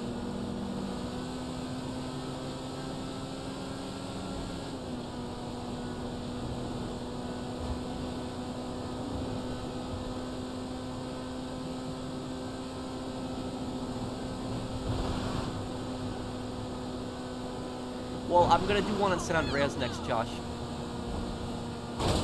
I gotta do a Saboteur lore video on the real guy that Sean Devlin was based on. It was based on a real-life Resistance hero.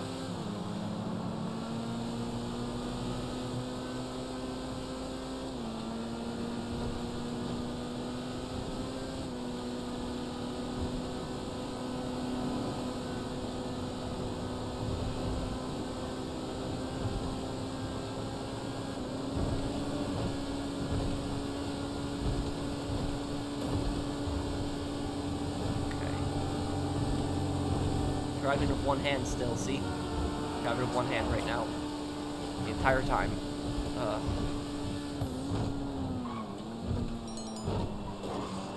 Can even turn with one hand.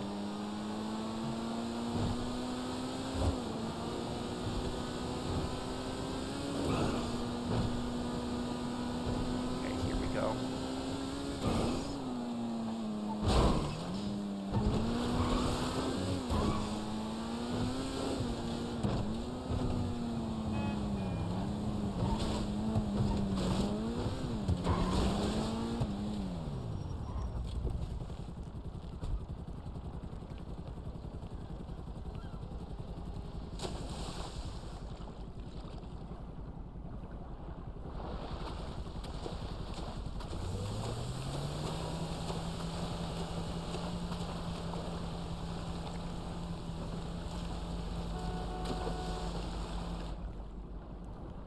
Well, some of them were forced to, gamer, but it was, but they have to understand that the side they fought for was wrong.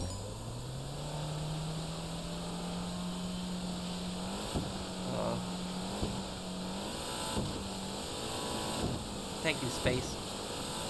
I don't know about Emperor Meiji that much. You're talking about the Japanese Emperor. I know that he reformed Japan and modernized Japan. He turned it more into an industrial power. But I think Meiji was also the same emperor who actually invaded Korea. So I think he was also the same one who did that. The mission by the book or Manhunt, which is more brutal. Also, did you get that 500,000 taxi work goal from that stream you had like a month ago? I got to 250,000. That was my goal there. Thank you, Vine Eagle. But I think Manhunt will probably be more violent.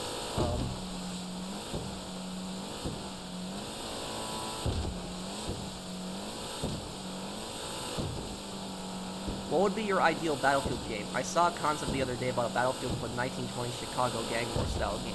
I think that should be more an open world game, not like a Battlefield game. Antonio, thank you for the super chat.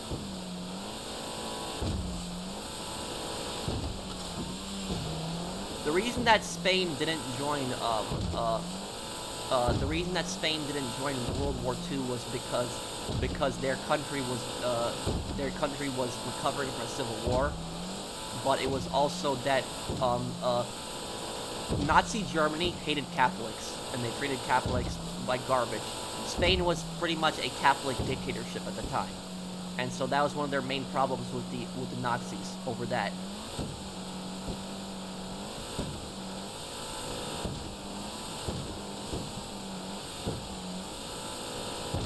Oh, it's very Boostio. My apartment complex is very diverse.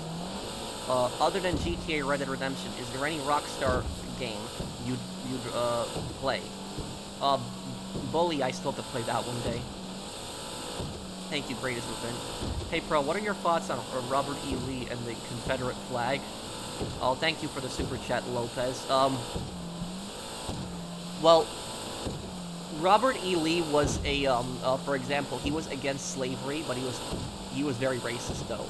But he was about Robert E. Lee. The reason that he fought on the Confederacy side, even though he was against slavery, was because he was more loyal to Tennessee, his home state, than he was towards the entire country. So that's pretty much what it was about. He was loyal to Tennessee, and so Tennessee seceded. He didn't want that, but he thought he was wrong when he did know that he had helped the Confederacy. But you know, as for the Confederate flag, you know, I don't think that it's a good symbol. I think that it's a bad symbol generally. It was, you know, a symbol of, you know, it's a symbol of a country that seceded to keep slavery. That's, you know, my view on the Confederate flag. I don't think that it's a good symbol. I don't think that history, like, I don't think that things should be censored though in like games and stuff. I'm against censorship. I think that censorship is bad. So like when games like, you know, I know there was a flag like that in the trailer park in GTA and it was taken out. I don't think that was necessary. So I don't think it should, like, stuff like that should be censored. But the Confederacy was not a force for good. It was a bad, you know, government. It was you know, there is the thing about the whole issue with the Confederate flag is that the people that generally like the Confederate flag, they think that the Confederacy was not about slavery, and they think that the Confederacy was like a fight for states' rights, and they think that the federal government was like, you know, trying to get in on their states and trying to tell them what to do. But that's not true. It was the Confederacy was founded pretty much for slavery, and the Confederacy had its own federal government. It did.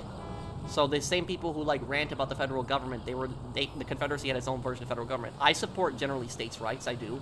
You know, I don't like the government getting involved in the economy. I think the government shouldn't get involved in people's personal lives.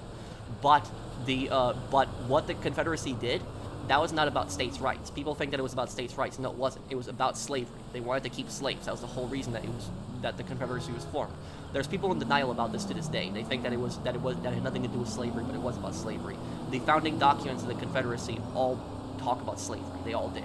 So it's and all these leaders, all the top leaders of the Confederacy supported slavery. So I don't know how somebody can tell me that it wasn't about slavery. It was just, but that's like, you know, people will try to blur things out of history, and what I mostly think of is I think that it's like people that are mostly from those areas, like the southern states, and so they want to feel like pride in their state, and they don't want to think that their history was like bad like that. They don't want to think that their leaders back in the day had done that and seceded primarily for slavery, and so they think that it was about states' rights, but it wasn't. It was primarily the Civil Wars primarily fought over slavery. It wasn't over states' rights, but that's like a lie that people push. But as for the Confederate flag, my view on it, I think it's generally a bad flag. I think it was, you know, it's associated with a government that wanted to keep slaves, keep people against their will, which I think is un-American, unconstitutional. You don't have the right to own anybody. But I don't think the flag should be censored from like games and stuff like that. That's, you know, what I think about it. So I'm against censorship, but I understand the Confederacy flag was bad and the Confederacy was bad. But that's my view on it. Let me see comments here.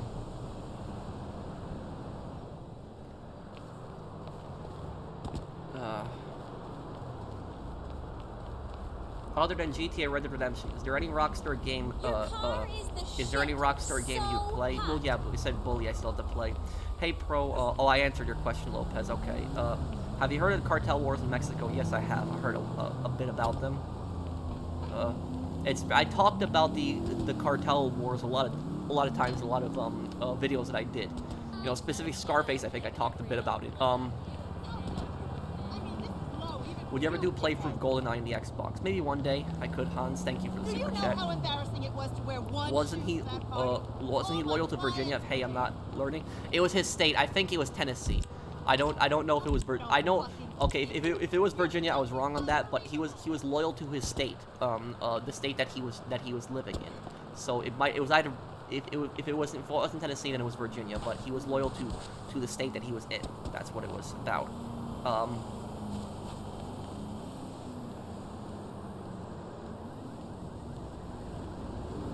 Let's see here.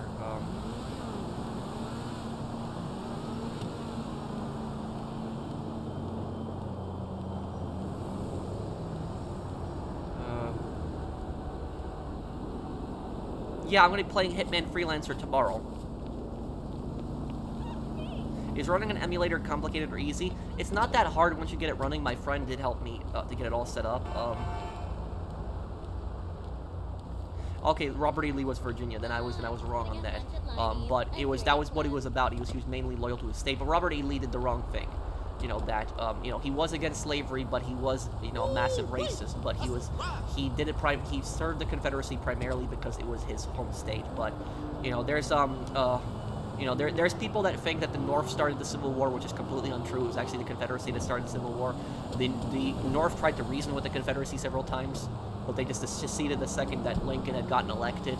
And what happened was the Confederacy actually attacked Fort Sumter, a Union fort, and that's what actually started the Civil War. So it was so the North wasn't even the ones who fired the first shot. It was the Confederates who did that. But I'm saying you can't hide history. That's just what I'm saying. When people think that it was about states' rights, no. It was a bunch of the Confederacy was run by a bunch of rich elite plantation owners who wanted to keep slaves. And what they did was they tried to brainwash the poor in their countries. The poor were basically fighting for a bunch of rich elite plantation owners. That's what they were fighting for in the Confederacy. And they basically brainwashed the poor, and they told them that the federal government is trying to get in on your the federal government is trying to take away your rights and all this other stuff, and people believed that back then. And that's unfortunately it led to the Civil War. I don't like federal overreach. I don't like the federal government getting into people's lives, but that was what the Confederacy did. That was wrong, and that was it was clearly for slavery. It wasn't a fight for states' rights. If it was for states' rights, then the leaders of it wouldn't have talked so much about slavery. Slavery wouldn't have been their founding documents, and just that. And yes, Mario, that is true. A lot of people actually don't know that too. You're right on that. I don't want to get into politics, but yeah, that is true back then.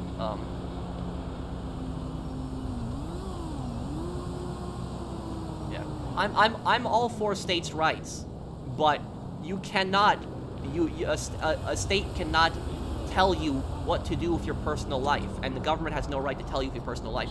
You can't own another human being as property. People are supposed to be equal under the law. Everyone is supposed to have equal opportunity, and so slavery is unconstitutional. It's un-American, but the Confederacy was definitely not a force for good, and I don't see how anybody can defend it today.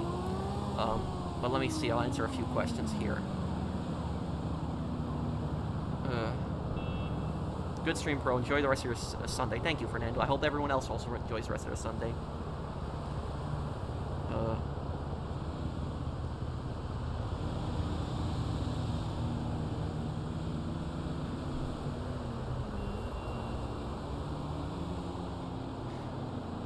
I'll see you, GB. Thoughts on internet piracy? I'm generally against piracy. I don't think that piracy is a good thing. And I mean, think about it. If you work hard on a game, would you be happy if somebody was downloading your game for free? Nobody would be happy about that. So that's just not. So no, piracy shouldn't be. I don't think it should be allowed. I mean, it isn't allowed, but it's not. It should be condemned. Ever kill a laser using a seaplane? I did once on accident. I bailed out once I got the missile lock warning and he crashed into it. Still credited me with the kill. Oh, wow. I didn't know about that, Vukadlak, if I'm reading your name correctly. Thank you for the super chat.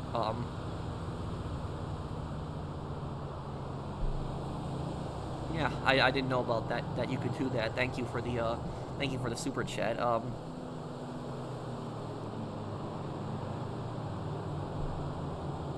What happened to the new hangar business guide? I'm sorry about that video. I just haven't had time. Maybe I'll do it this month, but I'm working on another lore video. And I'm going to do a guide on the drug dealers when that comes out on GT Online. Who do you think was worse, Leo Galante or Alberto Clemente? Clemente was worse. Clemente was into drugs. Galante was completely against that.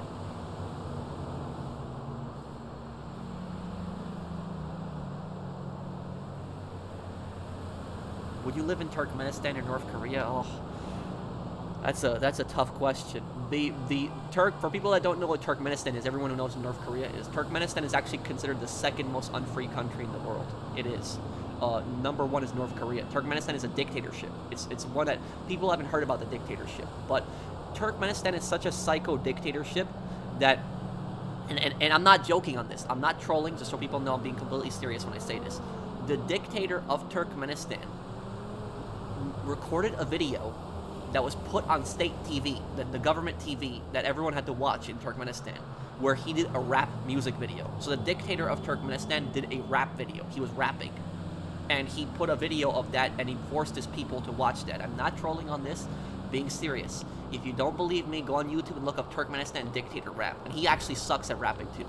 But he was just, he actually did that. And he also did a holiday special where he played the piano on Christmas.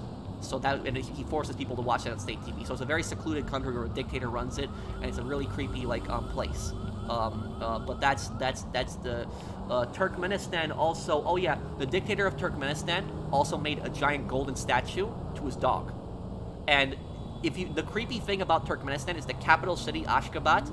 The capital city, all the buildings are painted white, because the dictator only allowed buildings to be painted white and only allowed white and gray cars in the streets.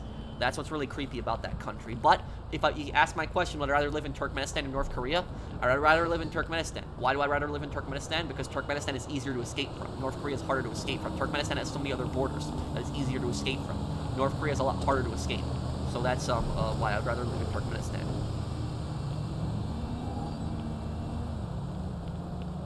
Can I get help with Kaio after the stream? I could possibly help you later. What's your PSN, Jen? I'm just really tired. I'm probably going to have some food and just relax for a little bit.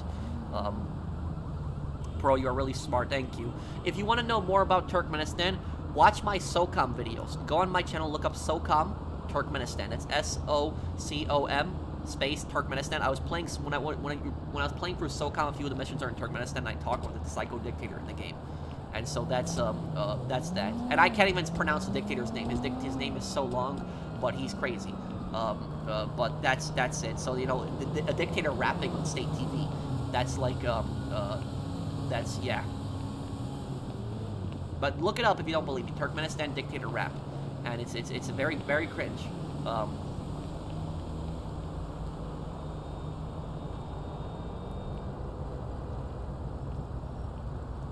Well, Turkmenistan is not a communist country. Well,